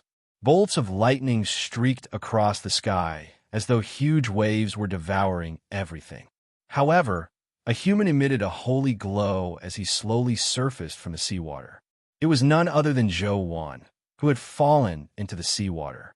He hugged Tsukuyami in one hand and held a mysterious ancient scripture in the other. The characters on the ancient scripture emitted a mysterious glow. Joan was in the movie world, but the powers in the movie world were no longer able to affect him. However, this wasn't the outcome Joan wanted. He looked at the ancient scripture in his hand. The scripture light on the ancient scripture rose, illuminating the entire space. The dark clouds dispersed, the wind stopped, and the rain stopped. Amidst the mysterious holy light, the humans that had been swept to the bottom of the sea retreated one by one. Finally, the huge ship slowly floated up from the bottom of the sea. The entire movie world's timeline was rewinding.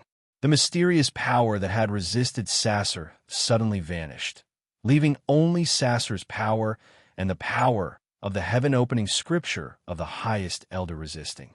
In the beginning, Sasser also wanted to reverse time and rewind the plot to a normal time. But now, not only had time rewound to a normal time, but it was also constantly rewinding. It was about to return to the beginning of the movie.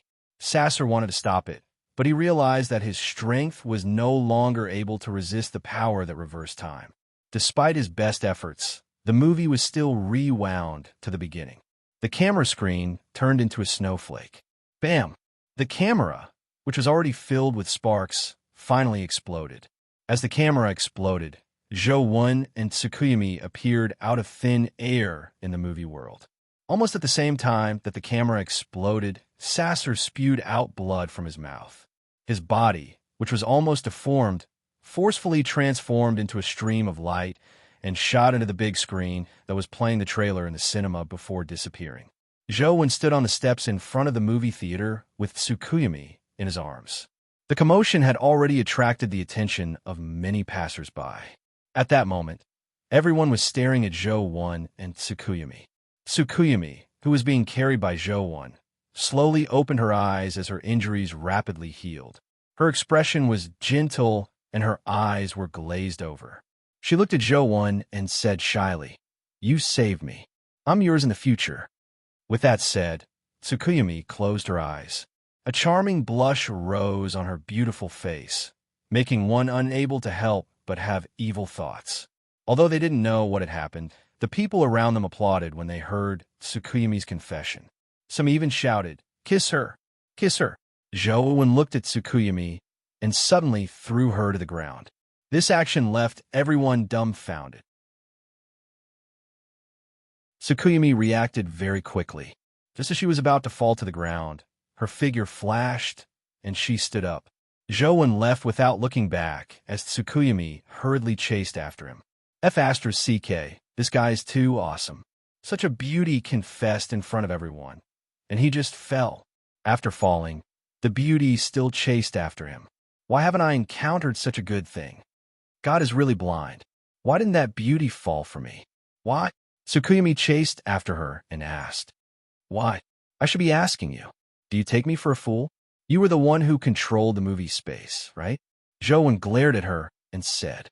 Previously, Jo-won had imagined that the dimensional monarch was attacking him, so he didn't suspect Tsukuyumi. However, after shattering the movie world, he realized that the other party was likely at the Terror Grade and definitely not the dimensional monarch. Otherwise, even with the terror transformation of the heaven-opening scripture of the highest elder, it would be impossible for him to shatter the movie world so easily. Jo-won refused to believe that a terraform life soul could nearly kill Tsukuyumi. Tsukuyumi's eyes narrowed into crescents as she said with a smile, "Didn't you say that free love needs romance? Isn't it romantic enough for a hero to save a beauty and for the beauty to repay him with her body?" Jo-won was somewhat speechless as he looked at Tsukuyumi. He was momentarily at a loss for words. All he could do was shake his head and continue walking forward. "Is that wrong? I read that's what's written in your human novels. There's nothing wrong with it." Tsukuyumi took out her phone and clicked on Chidian Chinese. She read it again and felt that she hadn't done anything wrong. "Tell me what I did wrong. I'll change it next time." Tsukuyumi followed and asked in all seriousness, "Please act more realistically next time. Don't let me see through it, all right?" How could Jo-won explain it clearly? All he could do was give a casual reply. "I see. Lying to the other party and not being seen through by the other party. Is this free love?" Tsukuyumi nodded in thought, as though she had come to some enlightenment. A dark cloud hung over Jo-won's head when he heard that. He decided to speak less to Tsukuyumi in the future. The more he spoke, the more mistakes he would make. It was best not to speak as much as possible. Now, Jo-won could tell that Tsukuyumi had no intention of killing him. Furthermore, she seemed to have a favor to ask of him. What do I have that Tsukuyumi is coveting? Could it be that heavenly happiness token? However, Dragon Girl previously told me that the heavenly happiness token can allow her to escape the restrictions of dimensional zones. Now that Tsukuyumi has long escaped the restrictions of dimensional zones, why does she still need the heavenly happiness token? Could it be that it's not the heavenly happiness token? However, Jo-won thought for a moment. Apart from the heavenly happiness token, there didn't seem to be anything worth Tsukuyumi's effort. If she wanted something like the immortal culling sword, she could snatch it. There was no need for her to marry him. After some thought, only the heavenly happiness token needed Tsukuyumi to do these things. This was because the heavenly happiness token was something that was useless even if it was snatched away. What the hell is the heavenly happiness token that Emperor of Shang gave me? Jo-won really wanted to head to the dimension to ask Emperor of Shang, but unfortunately, the only path he knew was in Chess Mountain. The Arch of Chess Mountain was probably even more difficult to deal with than Tsukuyumi. Jo-won didn't want to provoke her. How long can this Tsukuyumi stay on Earth? Jo-won secretly paid attention to Tsukuyumi and realized that she was browsing the website with her phone. He had bought the phone for her. However, from Tsukuyumi's leisurely manner, it didn't seem like she was in a hurry to leave. Could I have guessed wrong? Not all calamity-grade creatures need to leave Earth. Jo-won was somewhat depressed. Since he couldn't escape it, Zhouwen could only get used to it. Tsukuyami had been playing with her phone the entire time, so he took it out and prepared to try the bloodline function he had previously activated. Banana Fairy and Demonic Neonate are my main combat strength.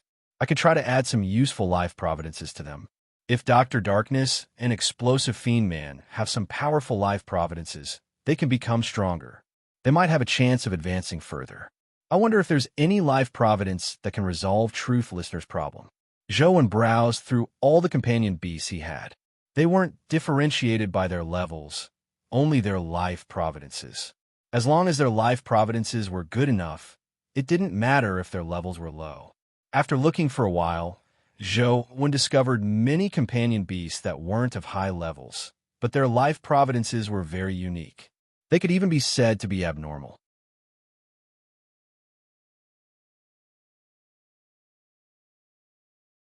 Chapter 1139. The ancient splitting tadpole's split life providence was an extremely powerful life providence. It split into an individual that was equivalent to its strength. Many companion beasts' strength would increase exponentially after possessing this life providence. However, the ancient splitting tadpole was too rare. Zhouwen had only obtained one up to now. The success rate of the bloodline function was so low, so it was almost impossible to use an ancient splitting tadpole to produce a split life providence. However, although the epic dark gold tadpole was much weaker than the ancient splitting tadpole, its life providence was the same as the ancient splitting tadpole. They were both split life providences. He couldn't bear to use the ancient splitting tadpole, but the dark gold tadpole didn't have that many qualms. It's time to show my true skills. Zhouwen carefully counted and saw how many dark gold tadpoles he had. He realized that there were more than 300 of them. In the past, Zhouwen had farmed many times, hoping to get another ancient splitting tadpole, but he failed to get one to drop. However, he had farmed many epic dark gold tadpoles. He originally thought that they were useless, but now they came in handy. Who should I test it on first? Zhouwen thought for a moment and felt that he couldn't directly use Banana Fairy and Demonic Neonate as experiments. If there were any drawbacks to the bloodline function, it wouldn't be worth it. Zhouwen thought for a moment and summoned the Bronze Sparrow Sword. He planned on using the Bronze Sparrow Sword to test if the bloodline function could really allow him to have 2 life providences without any injuries. He placed the Bronze Sparrow Sword as his main pet and chose a dark gold tadpole as a bloodline sacrifice. After clicking start, the phone screen flashed and the dark gold tadpole vanished. The Bronze Sparrow Sword was still there. Failure is the mother of success. Let's do it again. Zhouwen had plenty of dark gold tadpoles, so he didn't care about 1 or 2. He placed another dark gold tadpole and chose bloodline transfer again, but it still failed. I have plenty of companion beasts. Again, Zhouwen was already mentally prepared and knew that it wouldn't be that easy to succeed. Therefore, Zhouwen placed the dark gold tadpole again and again, but he didn't succeed even once after 10 consecutive tries. Failure is the only way to success. As long as the bricks are laid down well, there's no path that can't be walked. If 10 bricks aren't enough, I'll lay down 10 more. Zhouwen continued clicking. Bam, bam, bang. However, there were still continuous failures. After smashing 30 ancient tadpoles in a row, there was not a single success. Is the success rate of bloodline transfer that low? Zhouwen's heart began to pound. He wanted to give up, but he was a little reluctant. If he gave up now, then the 30 dark gold tadpoles would have been wasted. If 30 doesn't work, I'll throw another 30. I don't believe it won't work. Zhouwen threw another 30, but it still failed. I don't believe it. Even if the success rate is only 1%, I should be able to succeed if I throw another 30 to 40, right? Zhouwen gritted his teeth and threw another 40. The idea was good, but the reality was cruel. A total of 100 dark gold tadpoles smashed down, but they didn't succeed even once. The success rate can't be that low, right? Not even 1%. Don't tell me it's 1,000th. Zhouwen mumbled to himself. If there was only a 1 in 1,000 chance of success, then his 300 or so dark gold tadpoles might not be able to produce 2 life providences. Now, it was no longer a matter of experimentation. Zhou thought for a moment and felt that this wasn't a solution. Without continuing using bloodline transfer, Zhou first went to the bathroom to remove the dirt in his body. Then, he washed his hands and cleaned himself up. He bowed in all directions with both hands before taking out his phone again. Then, he placed a companion beast on it. This time, Zhou didn't release the bronze sparrow sword. Although it was very powerful, Zhou didn't lack weapons. Without knowing if he could succeed, Zhou felt that it was better to bet on explosive Fiend Man. Even after releasing the dark gold tadpoles, he still failed again and again. This situation was already within Zhou Wen's expectations. Now, he didn't wish for a high success rate. It was fine as long as he could succeed once with the remaining 200 dark gold tadpoles. Zhou felt like he was setting off firecrackers. With a bang, it would be reduced to ashes, leaving nothing behind. Again and again, the atmosphere of celebrating the Chinese New Year came out, but he didn't succeed once. Coupled with the 100 failures from before, more than 300 dark gold tadpoles quickly vanished. There were less than 50 left, but he still didn't see any hope. No way. Although Zhou didn't mind failure, he was still somewhat depressed. At the same time, he felt that the bloodline function was too useless. With such a success rate, unless it was a companion beast with a number of musical sprites, it would be very difficult to succeed. The last 30 were still unsuccessful. The last 20 still didn't succeed. Zhou continued releasing companion beasts in disappointment. Just as he was about to use the bloodline transfer function again, Tsukuyumi, who was playing with her phone, put down her phone and walked over to Zhou. As she walked, she asked, "What are you playing? It looks like it's fun." Zhou hurriedly put down his phone and looked at Tsukuyumi.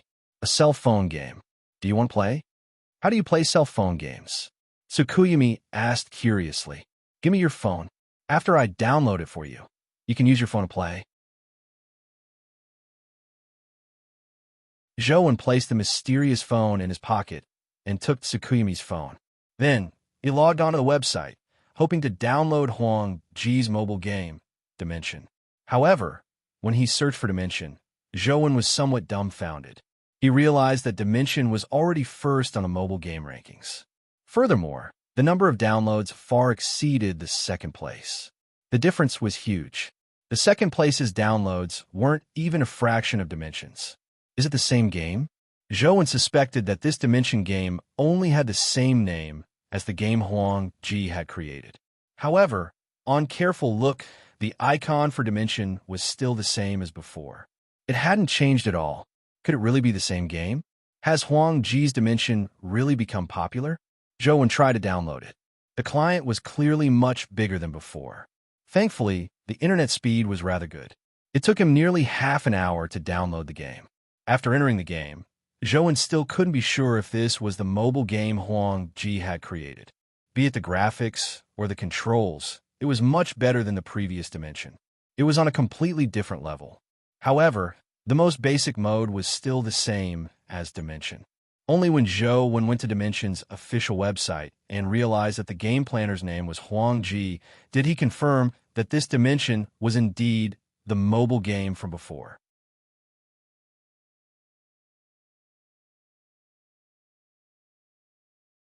Chapter 1140.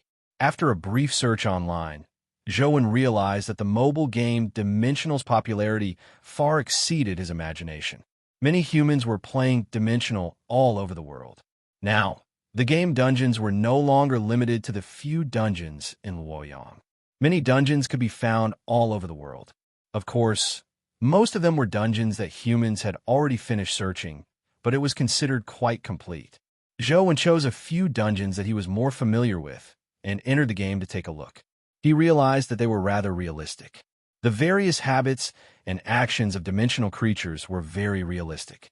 After familiarizing himself with the attack patterns of dimensional creatures in-game, it would definitely be of great help in reality. For example, the runic heavy-armored warrior in the Metalwork Temple dungeon. The signs when he used the runic runes were all very realistic. Zhou was alarmed. He never expected that a mobile game he had casually created back then would become popular in the world.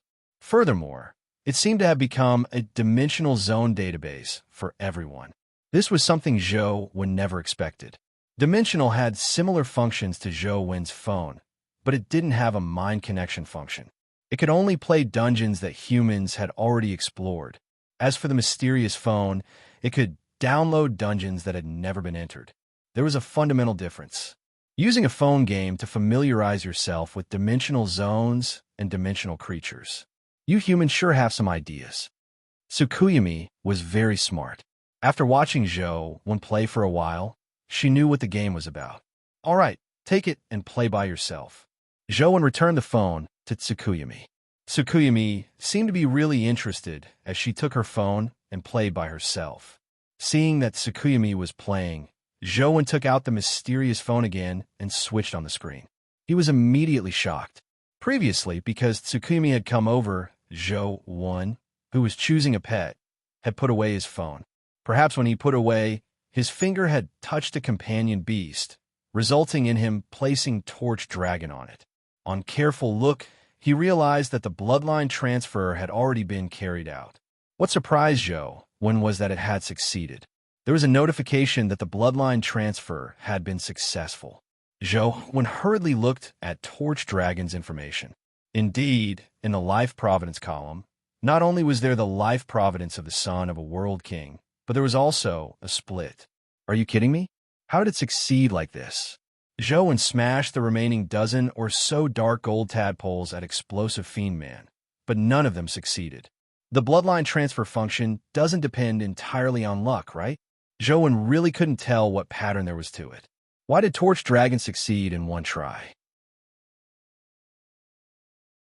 He couldn't think too much about it now. Zhou Wen summoned Torch Dragon in-game, wanted to see what changes it would undergo after having a split life providence. Don't tell me I'll become like a splitting tadpole that can explode after death and split into a tiny Torch Dragon? Zhou Wen couldn't imagine what it would be like. In order to verify Torch Dragon's newly obtained split life providence, Zhou Wen took Torch Dragon to the Valley of No Return, which was the Snow Valley behind. In the past, Zhou Wen had been to Snow Valley many times, but the blood-colored avatar died for no apparent reason the moment he entered. He didn't even know how he died. Zhou Wen had long suspected that there were terror creatures there. Now that he was going to take a look, he could also grind some dark gold tadpoles. All the way into the Snow Valley was silver snow. Other than that, there were no other creatures in the Snow Valley. However, Zhou Wen was no longer the same as before. The moment the Wheel of Destiny activated, the Snow Valley in his eyes immediately changed. The originally beautiful Snow Valley became extremely terrifying in Zhou Wen's eyes. In the seemingly pure snowy ground, there were countless little bugs burrowing about. They were so densely packed that they couldn't even be counted. The tiny worm looked like a maggot, but it was smaller. It burrowed through the cracks in the snow without causing any changes to the snow. However, when he saw countless tiny maggots squirming in the snow, Zhou Wen had the urge to vomit. However, another thought suppressed the urge to vomit. Although these worms are very small, they aren't so small that I can't see them. However, I couldn't see them at all previously. Could it be that these worms are at the Terror Grade? Zhou Wen was shocked by this thought. There were countless worms in Snow Valley. If they were really terror creatures, it would be too terrifying. If the worms here were to fly out, they would probably be able to destroy the entire world. It can't be that they are all terror creatures, right? Zhou Wen thought for a moment and ordered Torch Dragon to rush into Snow Valley. At the same time, he got it to activate Bright Torch Vision World to see if it could kill the worms in the snow. When Torch Dragon's Bright Torch Vision World opened, its mirror-like eyes looked at Snow Valley. The deep snow in Snow Valley immediately vanished. However, the worms didn't disappear with the snow. They remained in place and landed on the ground below. Without a doubt, Bright Torch Vision World was useless against them. Even a mythical Torch Dragon youngling couldn't see them, meaning that they might really be terror-grade creatures. Zhulong's actions infuriated the little worms. On their white bodies, a pair of transparent, almost invisible wings unfurled. Then, countless worms flapped their wings and flew towards Torch Dragon like a fog. Torch Dragon couldn't see the worms, so it didn't know that danger was approaching. It still stood there in a daze. Zhou hurriedly ordered it to attack, but it was useless. It couldn't see the worms, so its strongest offensive skill, Bright Torch Vision World, was useless. Countless bugs pounced on the Torch Dragon and burrowed into its body through any possible gap. Now, Zhou finally knew how the blood-colored avatar had died in the past. Thinking of countless worms crawling into his mouth and nose, Zhou felt uncomfortable. His throat seemed to itch terribly as he couldn't help but swallow his saliva. Seeing that the countless worms had entered Torch Dragon's body and would soon kill it, Zhou ordered it to use World King transformation. Pairs of Torch Dragon eyes opened on Torch Dragon's body as its aura instantly became terrifying. Despite so many Torch Dragon eyes using Bright Torch Vision World together, they still failed to injure the worms. Instead, Torch Dragon let out a painful roar. Its body was about to be bitten through by the worms. Suddenly, Torch Dragon's body split apart, but its body didn't turn into pieces. The rows of Torch Dragon eyes that appeared on its body after World King transformation split apart. Every Torch Dragon eye transformed into a smaller Torch Dragon. In an instant, the gigantic Torch Dragon youngling turned into a group of single-eyed smaller Torch Dragon younglings. Zhou looked at the smaller Torch Dragon younglings in a daze. This was clearly different from the ancient splitting tadpoles splitting. The ancient splitting tadpoles splitting was a passive skill. It could only split after an explosion. As for Torch Dragon younglings splitting, it seemed to split on its own, splitting its body into smaller Torch Dragons.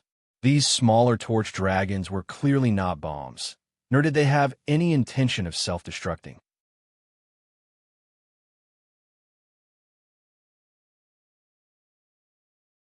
Chapter 1141.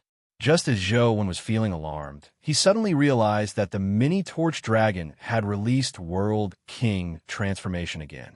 A group of mini Torch Dragons released World King transformation as rows of Torch Dragon eyes grew out of their bodies. At the same time, they activated Bright Torch Vision World. In an instant, the entire valley was cleared by Bright Torch Vision World.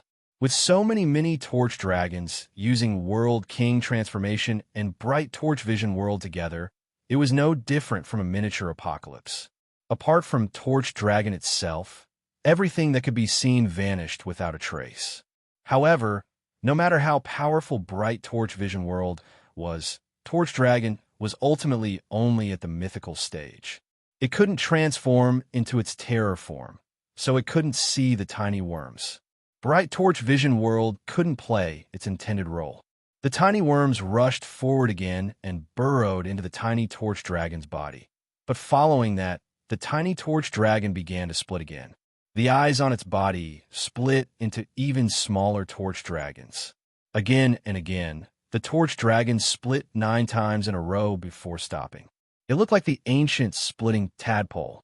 The limit of the number of times it could split was 9. However, unlike the ancient tadpole, Torch Dragon didn't have a self-destruct skill. Therefore, it only split and didn't self-destruct.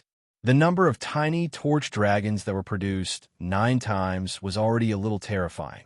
When so many tiny Torch Dragons used World King transformation and Bright Torch Vision World together, the huge snow valley had already turned into a dead zone. Bright Torch Vision World was constantly stacked. Not only did the Bright Torch Vision World not harm each other, but it also made the Bright Torch Vision World's might stronger by reflecting each other's Bright Torch Vision World. In the constantly reflecting Bright Torch Vision World, Zhou realized that a portion of the tiny worms had vanished, as though they had been affected by the power of Bright Torch Vision World. No way. Only the power of the Terrorgrade can injure the Terrorgrade. No matter how strong Torch Dragon Youngling is, it can't transform into its terror form after all. Its strength can actually kill the tiny worms. Could it be that those tiny worms aren't actually at the Terrorgrade? Zhou carefully observed for a while and realized that not all the tiny worms were destroyed by Bright Torch Vision World. Only a portion of them were affected. However, Snow Valley was unlucky. It had been completely destroyed, and the entire Valley of No Return was affected. If Zhou hadn't been prepared, the blood-colored avatar would probably have been destroyed by the tiny torch dragons. Boom! As the ground was devoured by the bright torch vision world, a terrifying sound suddenly came from beneath the valley. A huge snow-white worm crawled out of the ground. The insect was the size of a truck. Its entire body was snow-white, and it had 6 transparent wings on its back. It looked just like the other insects. As the big worm drilled out of the ground, the small worms all moved closer to it. Like water entering the sea, they merged into its body. I see. So this is the true body of a terror creature. Those tiny worms from before are just avatars that split out. However, to be able to destroy a portion of the terror-grade avatars, Torch Dragon's ability is already rather sick. Zhou immediately came to a realization. When the huge worm's true body arrived, it was clearly much stronger than the tiny worms. The tiny torch dragon's bright torch vision world was useless against it. It flew in the bright torch vision world and opened its sucker-like mouth to suck in a tiny torch dragon. Unlike the tiny worm, this huge worm didn't need to burrow into the torch dragon's body and even want to eat it. Seeing the tiny torch dragons being devoured, the other tiny torch dragons didn't have much ability to resist. What a pity. If Torch Dragon was also at the terror grade, this huge worm wouldn't be its match. Perhaps it would be able to instantly kill the huge worm with a single glance. Zhou wasn't alarmed, but delighted. After Torch Dragon possessed the Split Life Providence, not only did its life preservation abilities greatly strengthen, but most importantly, its offensive strength had greatly increased. Once it advanced to the terror grade, Zhou felt that even Banana Fairy might not be able to defeat Torch Dragon. How can I advance Torch Dragon to the terror grade? Zhou thought to himself. Before long, the tiny Torch Dragon was devoured by the huge worm. The phone system also indicated that the Torch Dragon youngling companion beast had died.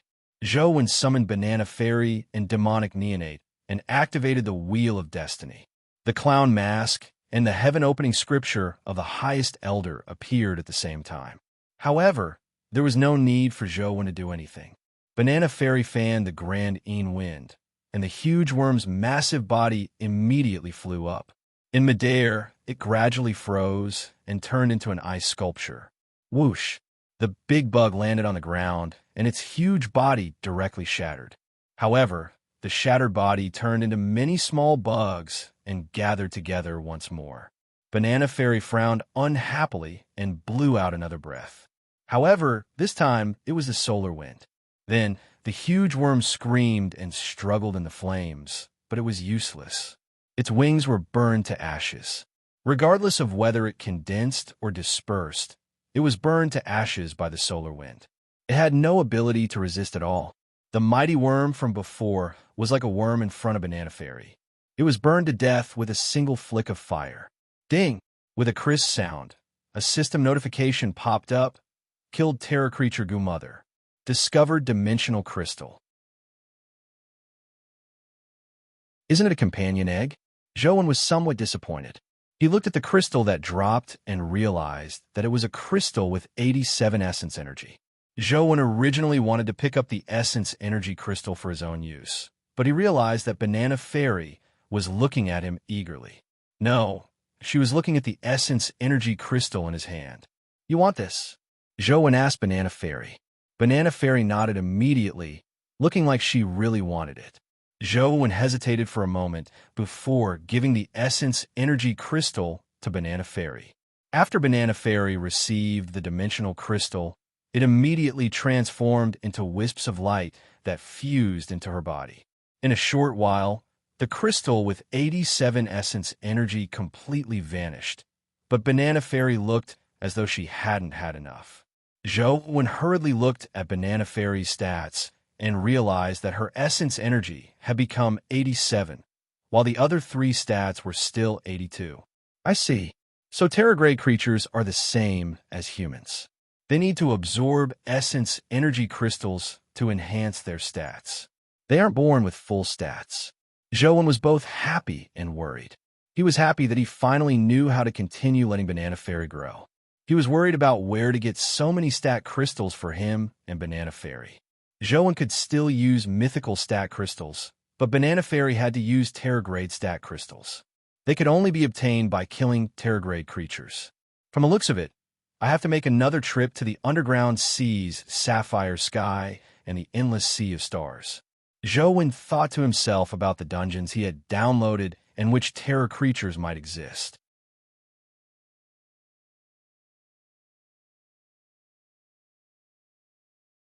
Chapter 1142. He didn't know if the endless sea of stars planet Devourer was at the Terrorgrade, but the gigantic dimensional creature in the sapphire sky was definitely at the Terrorgrade. However, Zhou found it odd. Why were Torch Dragon and Xiongqi at the mythical stage, but there was a Terrorgrade in the sapphire sky? Could it be that the temple isn't the core of the Zhuolu ruins? The more Zhou thought about it, the more he felt that he was right. The sapphire sky, the longevity tree, the demon blood true dragon guardian, the white bone desert, and other places were all filled with mysteries. In comparison, the inside of the temple wasn't as mysterious. Although there was a powerful creature like Torch Dragon, it was only a juvenile. It hadn't even reached the Terrorgrade. After killing the Goo Mother, Zhou left the Valley of No Return dungeon because he didn't know how long it would take for it to respawn. He headed to the Zhuolu underground sea to hunt the terror creatures in the sapphire sky. Now, Zhou and Banana Fairy needed to raise their stats. As for demonic neonate, her stats had already reached the limit because she hadn't truly advanced to the Terrorgrade. She couldn't raise them for the time being.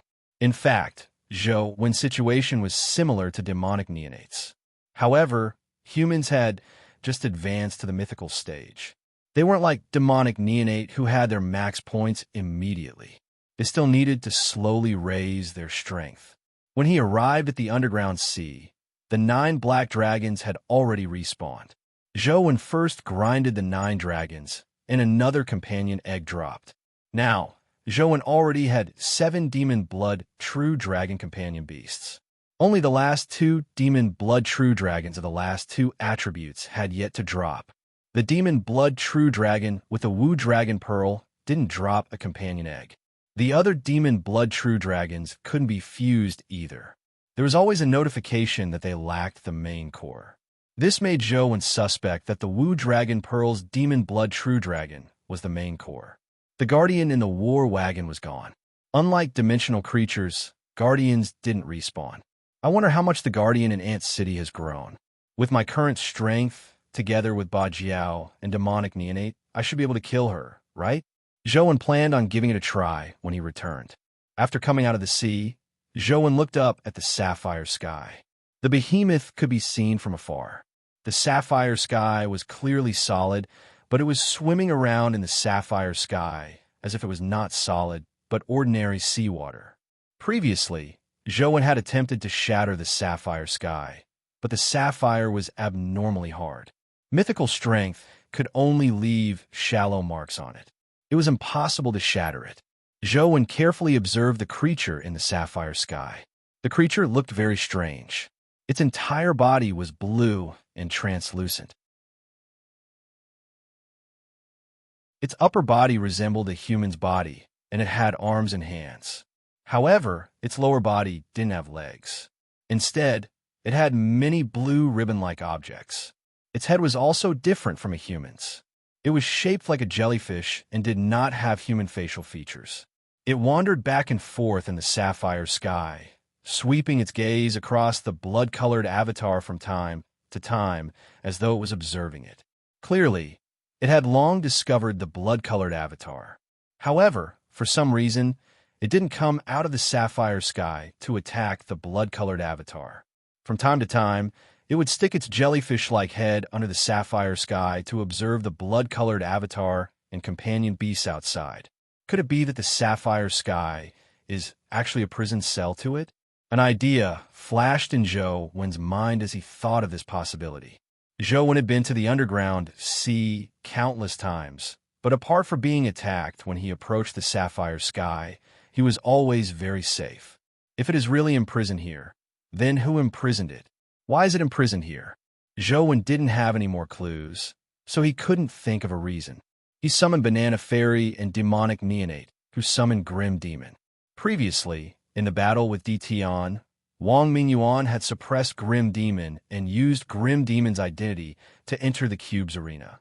Later, after Zhou returned, Wang Mingyuan imprisoned Grim Demon on Mount Fangzhong and returned Grim Demon. However, while Zhou was trapped, Grim Demon had been sealed in the demonic sword the entire time. He had no chance to come out. Now that he wanted to kill the dimensional creature in the sapphire sky, Grim Demon came in handy. Zhou made the blood-colored avatar stand in the distance as Banana Fairy and Grim Demon approached the sapphire sky.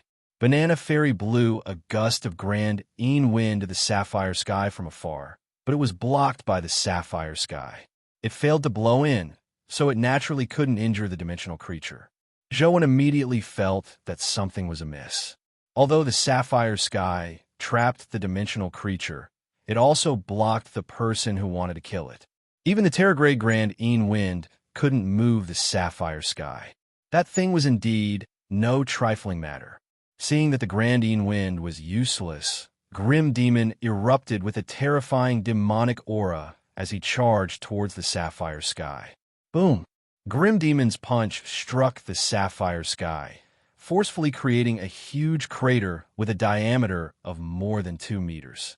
Although such destructive power was astonishing, Grim Demon's fist struck the sapphire sky. Such destructive power was astonishing, but to the entire sapphire sky, this was only a tiny gap. It was as inconspicuous as a needle's eye. Furthermore, after Grim Demon retracted his fist, the shattered sapphire automatically flew back and filled the shattered hole. Soon, it was as good as new without leaving a trace. Zhou was even more alarmed. The sapphire sky's power clearly wasn't purely self-healing. It was more like an ability to reverse time.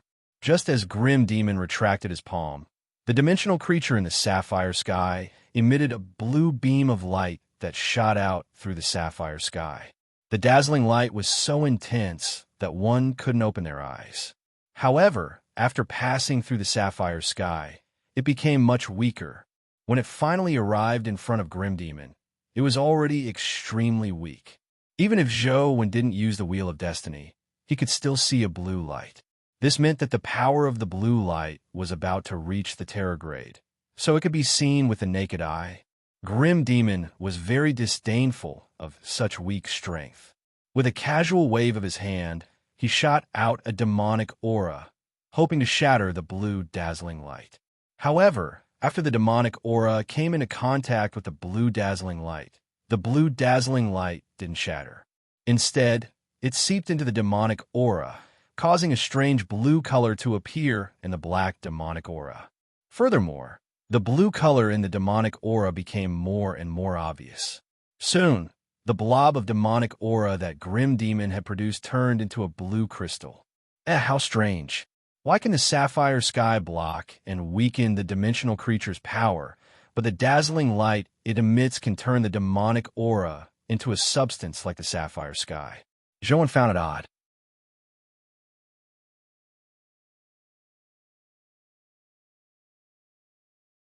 Chapter 1143.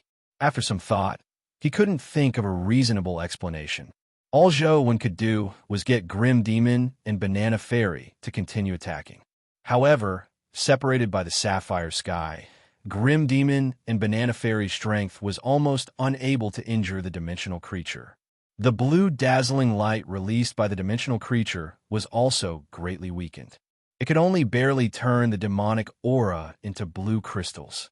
Furthermore, the blue dazzling light dissipated not long after passing through the sapphire sky. It couldn't exist for long. However, this was already very shocking.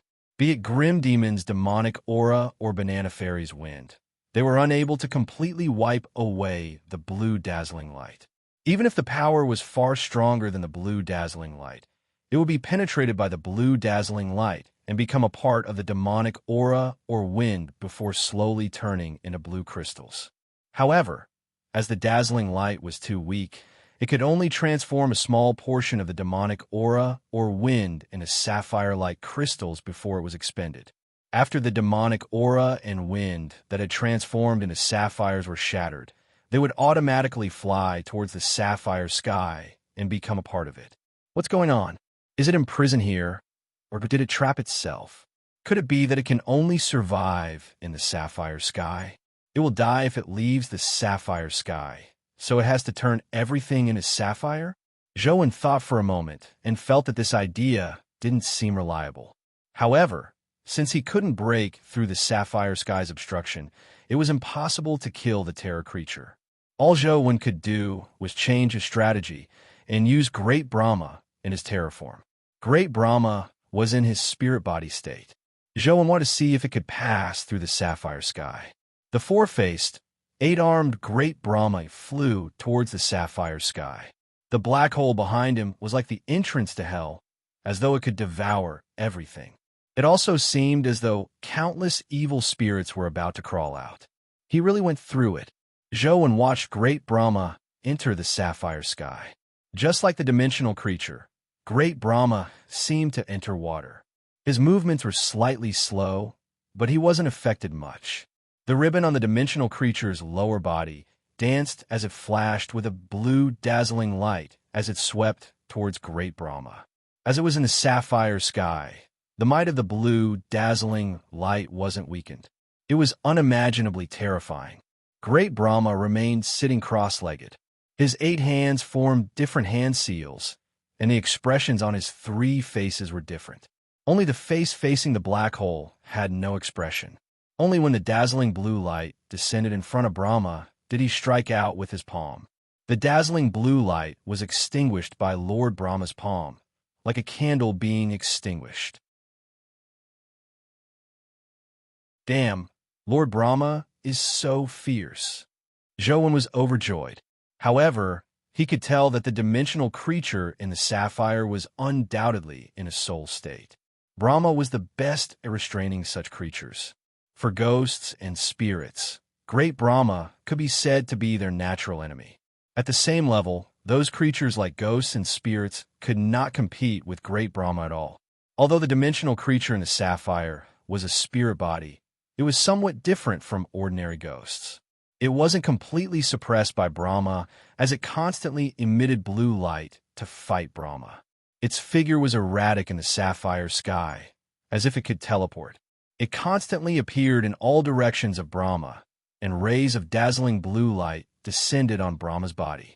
However, no matter how strange or powerful that dazzling blue light was, it would be suppressed by Brahma's palm, immediately becoming dim and extinguished, completely meaningless.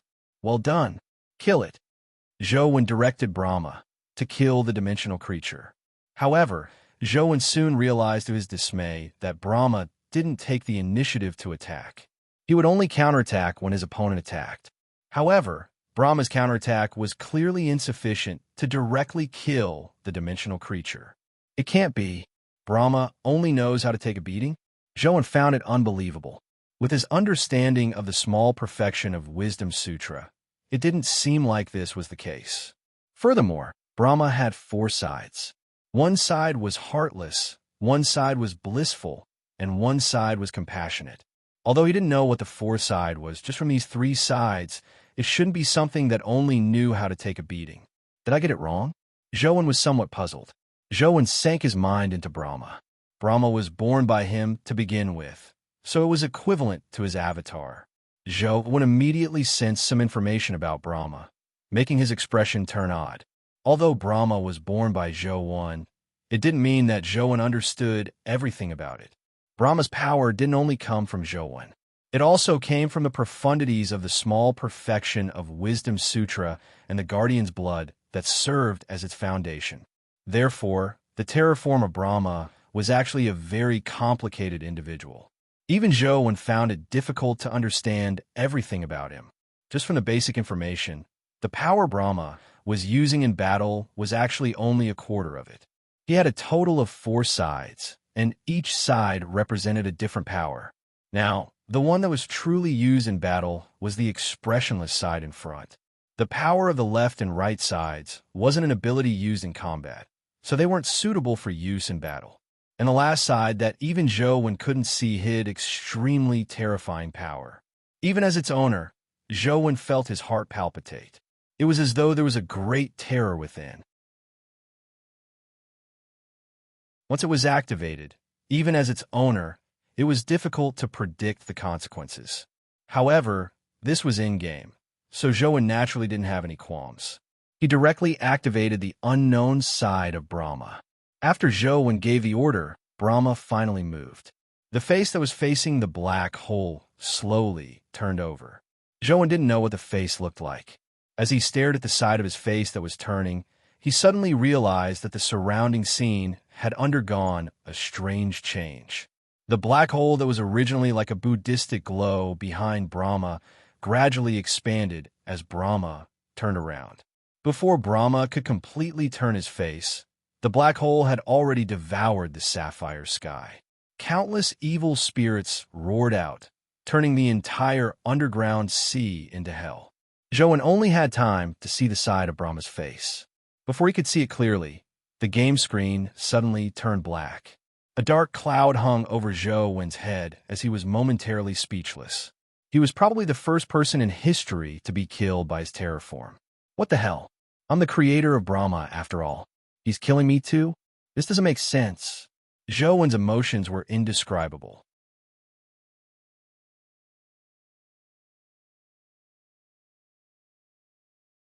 Chapter 1144. The fourth side of Great Brahma was definitely a killing machine. It was extremely powerful at the terror grade, but indiscriminate killing was a huge problem. Great Brahma was Zhou's terror form, so he couldn't be too far away from it. Otherwise, Great Brahma would automatically return to his body. Unless Zhou could withstand the power of the fourth side of Great Brahma, using it again would be equivalent to suicide. The power of Great Heaven incinerating seems to be somewhat similar to Truth Listener. Could there be some relationship between the two? Zhou felt that the power of the fourth side of Great Brahma was indeed somewhat similar to Truth Listener's 6 earrings, but it wasn't that strong. Just as Zhou was considering how to use Great Brahma's power, Tsukuyami walked over. What's wrong? Zhou looked up at Tsukuyami and asked. There's nothing interesting about the game. Although Tsukuyami was holding her phone, she had already quit the game. Why don't I take you to eat something? Zhou said after some thought. Human food is no different from rocks to me. It's just material energy, Tsukuyami said indifferently. Zhou immediately felt a headache. He could still think of ways to defeat his opponent if he were to kill dimensional creatures. However, he really couldn't guess a woman's thoughts. Have you been to school? Tsukuyami suddenly asked Zhou. Of course. Zhou was somewhat puzzled, unsure why Tsukuyami would suddenly ask such a question. What does it feel like to go to school? Tsukuyami asked again. It's just learning. What else can it feel like? Zhou found Tsukuyami's question odd. Then take me to school, Tsukuyami said with a blink. School? Zhou was momentarily confused, unsure what Tsukuyami meant. Dimensional creatures are born with knowledge and don't have the concept of school. I want to know what it feels like to go to school. Take me there, Tsukuyami said seriously. I see. Zhou thought about it and realized that it was true. Dimensional creatures really didn't need to learn like humans. However, Tsukuyami's request left Zhou in a difficult position. School wasn't a street market. It wasn't a place he could go whenever he wanted. Although Zhou was a student in the past, he hadn't graduated. However, 5 years had passed, and his former classmates had long graduated. Zhou had no intention of returning to school to study. Looking at Tsukuyami's expression, Zhou knew that he had to go. After some thought, he came up with an idea. It wasn't difficult for Zhou to bring Tsukuyami into Sunset College, but it was too dangerous. If Tsukuyami was unhappy and started a massacre at Sunset College, no one would be able to stop her. All of Luoyang would probably be bathed in blood. However, he had to agree to Tsukuyami's request. Otherwise, she would immediately fall out with him. Therefore, after weighing the pros and cons, Joan planned on taking Tsukuyumi to the Royal College for a spin and letting her play there for 2 days to experience the school's atmosphere. Royal College was a very famous university in the Federation. It was ranked above Sunset College. Even 5 years later, Royal College still existed. The Royal School generally did not accept students from outside. Only the children of the Cape family and the vassal families could attend the school. Basically, the students were all related to the Cape family. Zhou and the Cape family had a very bad relationship. Although he wouldn't go so far as to destroy the Cape family, he definitely wouldn't forget any dirty work. After making up his mind, Zhou took Tsukuyumi to the Royal College in the West District. The two of them had spatial powers, so they naturally didn't need to walk. After Zhou told them the location, Tsukuyumi teleported him over. Tsukuyumi's long-distance teleportation was fast and accurate. It was much better than Zhou's. As expected of a heavenly calamity, Zhou sighed. His level was still too inferior. It was definitely too late to complete the enrollment procedures now. Zhou didn't plan on really studying either. He only wanted to take Tsukuyumi in for a spin, so he planned on joining the classes. Royal College was a sealed school. It was very difficult for outsiders to enter, but to Zhou, it was just a matter of teleportation. Zhou and Tsukuyumi appeared out of thin air in Royal College without attracting anyone's attention. Is this the school? Tsukuyumi looked around as though she was very curious. Yes, this is one of the most famous schools of humanity, Zhou said. Whose statue is that? Why is it placed there?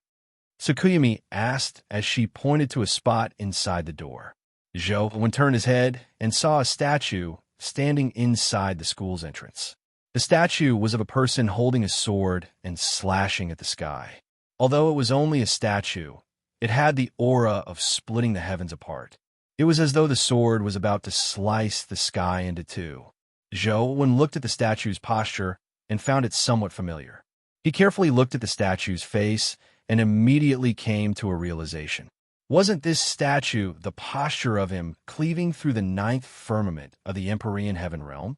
This is a commemorative statue. The person carved is called Human Emperor. Zhou felt a little awkward when he introduced it to Tsukuyumi. The Human Emperor who defeated Dition in the Cube's arena? Tsukuyumi clearly already knew about Human Emperor's deeds. In fact, as long as one went online, it was very easy to find information about Human Emperor. It wasn't surprising that Tsukuyumi knew about it. Yes, Zhou replied with a nod, pretending that it had nothing to do with him.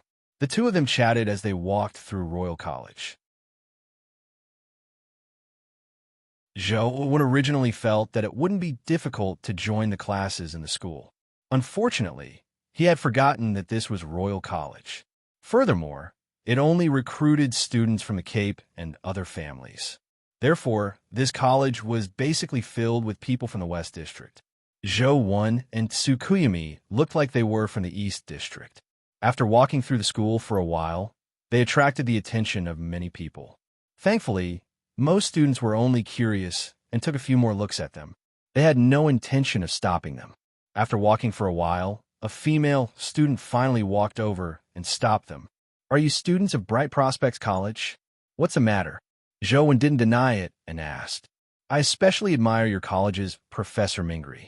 I heard that he led a team to our Royal College for an exchange. Is that true? Will he be going on stage to give a speech? Can I ask you to help me get Professor Mingri's autograph?" The girl said quickly. "Sorry, I don't know Professor Mingri. It's best you ask him yourself." How could Zhou know Professor Mingri? Aren't you students of Bright Prospects College? How can you not know Professor Mingri? The girl said in disbelief. "I really don't know him." Zhou repeated and prepared to leave with Tsukuyumi. "It's fine if you don't want to help. Why are you lying? We're clearly going to the venue." The girl mumbled and followed. Zhou and company headed in the direction of the venue.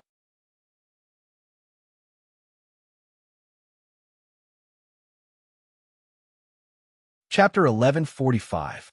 The two of them saw many students gathered at the venue in front of them. Tsukuyumi was very interested as she walked over. What were they doing? Tsukuyumi looked at the students and asked Zhou, "Didn't that student say that a person named Professor Mingri is coming here to lecture? Zhou said casually. What do humans teach in a lecture? Is it the knowledge that's called science? Will they teach you how to manufacture a phone here? Tsukuyumi asked curiously. That's not necessarily true. Although Zhou didn't know who Professor Mingri was, he guessed that it wasn't scientific knowledge. Otherwise, he wouldn't be so popular. Humans in this era were far more interested in companion beasts and cultivation than scientific knowledge. Can we also listen to the lecture here? Tsukuyumi asked. Of course. Zhou found 2 seats by the side and sat down with Tsukuyumi, preparing to listen to the professor's lecture tomorrow. To their surprise, the girl who had been talking to them came over after a while. When she saw Zhou and Tsukuyumi, she walked over. Why are you sitting here? Doesn't Bright Prospects College have special seats? The girl asked in puzzlement as she looked at the 2 of them. We'll just sit here and watch, Zhou replied. The girl looked at Zhou and Tsukuyumi and seemed enlightened. You want to know the true evaluation of our Royal College students, right? Actually, you don't have to worry. Although Bright Prospects College isn't ranked high among the Federation's colleges, with an existence like Professor Mingri teaching at Bright Prospects College, no one dares to underestimate the students of Bright Prospects College, much less Professor Mingri. Do you admire Professor Mingri? Tsukuyumi's curiosity was piqued by the girl's words. She now wanted to know what kind of person Professor Mingri was. Of course, anyone who uses a sword doesn't admire Professor Mingri.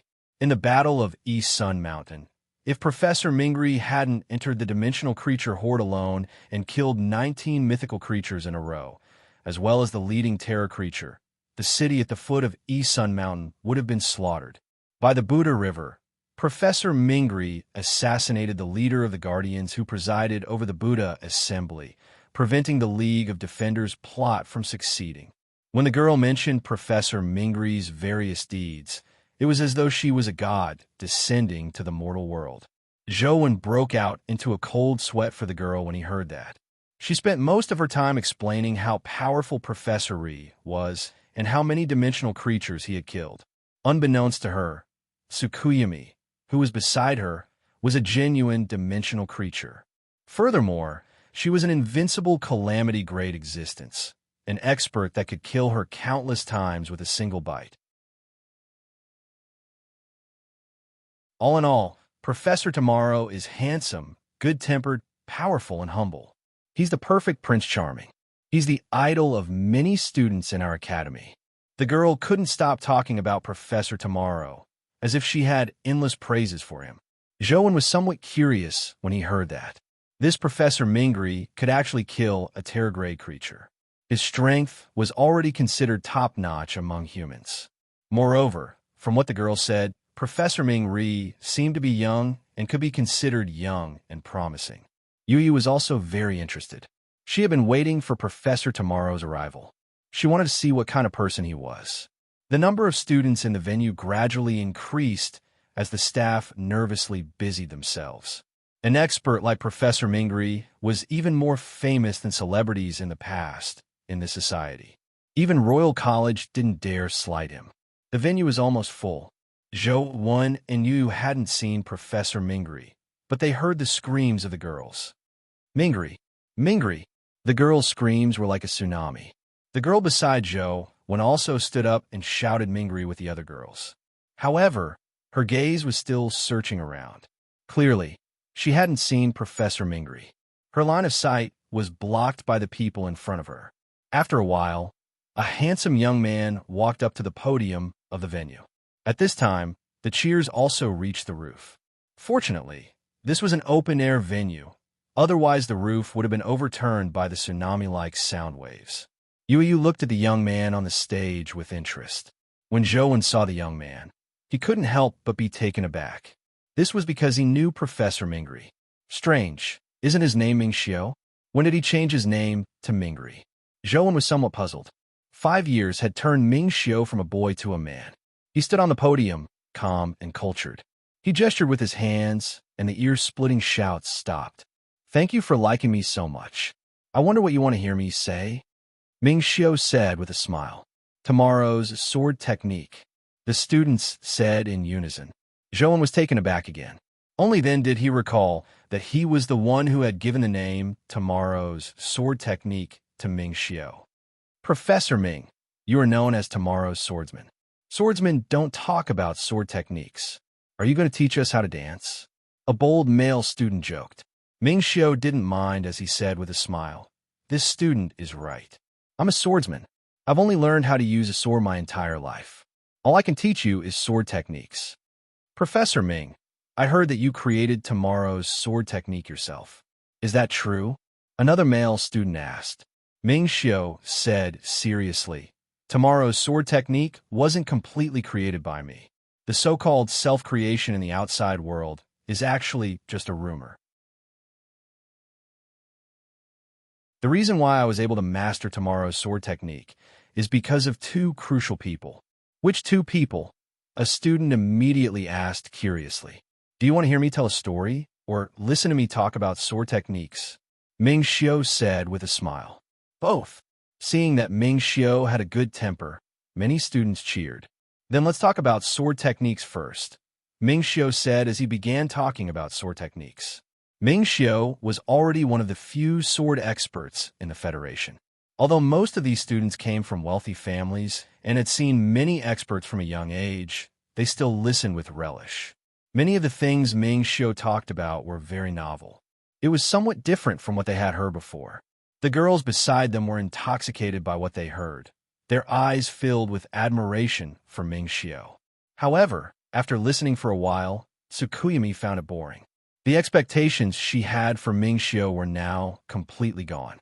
In fact, at Tsukuyumi's level, Ming Xiao's realm was indeed much weaker. What he said couldn't pique her interest at all. The famous Tomorrow's sword technique among humans is nothing much, Tsukuyumi said to Zhouwen. It's indeed a little lacking. Zhouwen nodded slightly. Although Ming Xiao's realm was already considered top-notch among humans, such a realm was still lacking to Zhouwen. Ming Xiao's realm was also slower than he had expected.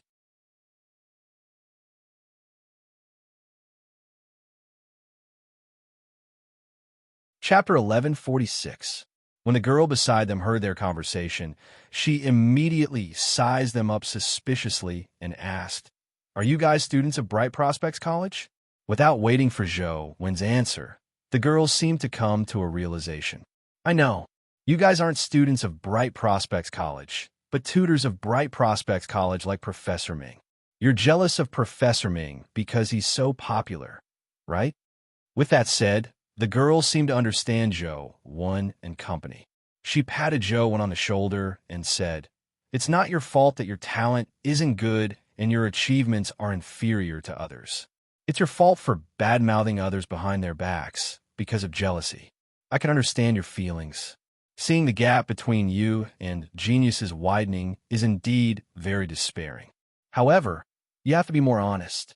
Otherwise, it's easy to get beaten up. Many of the students here are Professor Ming's students. Zhouwen looked around and realized that there were indeed many students glaring at the two of them.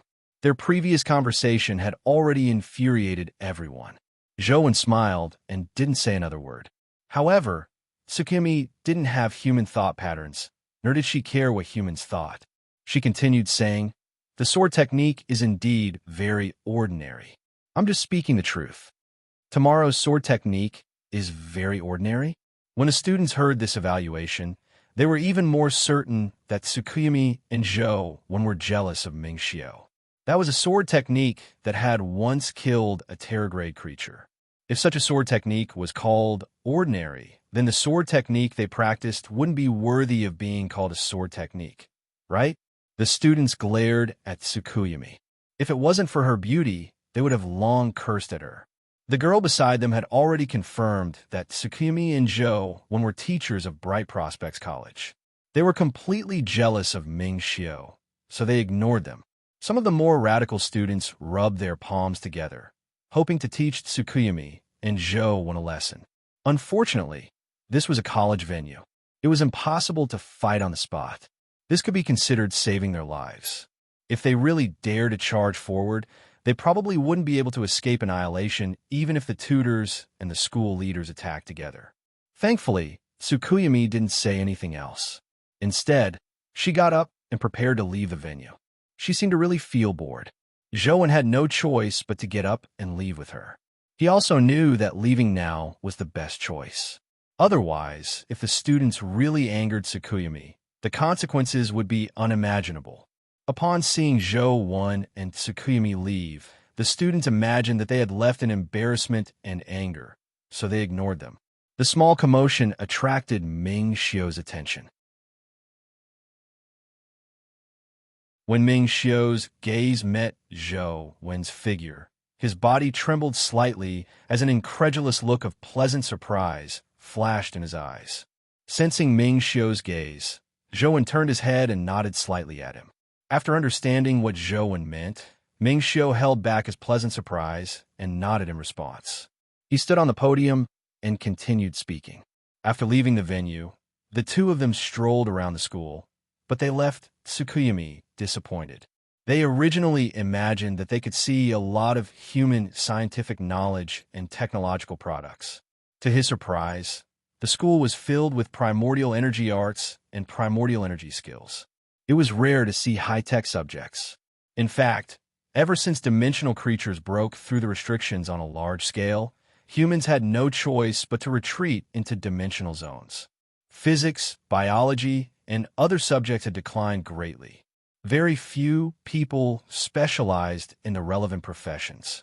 Most of them only completed the required courses and passed the exams. Most of their energy was spent on cultivation and hunting dimensional creatures. Boring. Let's go. After circling around, Tsukuyumi was somewhat tired of it. Furthermore, she had completely lost her previous interest. She no longer wished to stay here. This was far different from what she had imagined going to school. I want to meet a friend. Let's wait a little longer. Let's rest there for a while, Zhou said as he pointed at a flower bed not far away. That swordsman of tomorrow is your friend? Tsukuyumi seemed to have already noticed something.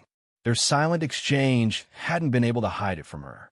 Yes, Zhou didn't plan on hiding it either. He knew that his previous actions definitely couldn't be hidden from Tsukuyumi. If he hadn't signaled Ming Xiu, he would probably have run down on the spot. That would only make things worse. The two of them sat down on the flower bed. The surroundings were rather quiet. Your strength and realm are much stronger than that swordsman of tomorrow. Why don't the students know you despite his fame? Tsukuyumi asked in puzzlement. I don't like fame, Zhou said with a shrug. Just as Tsukuyumi was about to say something, she saw a few students walk over. Furthermore, they were looking around as though they were searching for something. Why are you here? Did you see Professor Ming? The girl who had been sitting beside Zhou and company was also among them. When she saw the two of them, her eyes lit up as she ran over with a few classmates. She believed that Zhou and Tsukuyumi were Ming Xiu's colleagues. Since Ming Xiu had previously come in this direction, it was very likely that he was looking for them. If she followed them, she might be able to encounter Ming Xiu. She also felt that she had the obligation to remind Ming Xiu and let him know that the two of them were bad-mouthing him behind his back. She wanted him to be careful of Zhou and Tsukuyumi. In her eyes, Zhou and Tsukuyumi were scheming cheese who appeared to be different on the surface. The kind and adorable Ming Xiu must have been deceived by them. He didn't know their true colors and still treated them as friends. In the future, he might be secretly harmed by them. The more she thought about it, the more she felt that she should let Ming Xiu know these two scheming cheese. It was inevitable that he would suffer in the future. Just as she was thinking, she saw Ming Xiu walk over. This made the girl feel that her deduction wasn't wrong.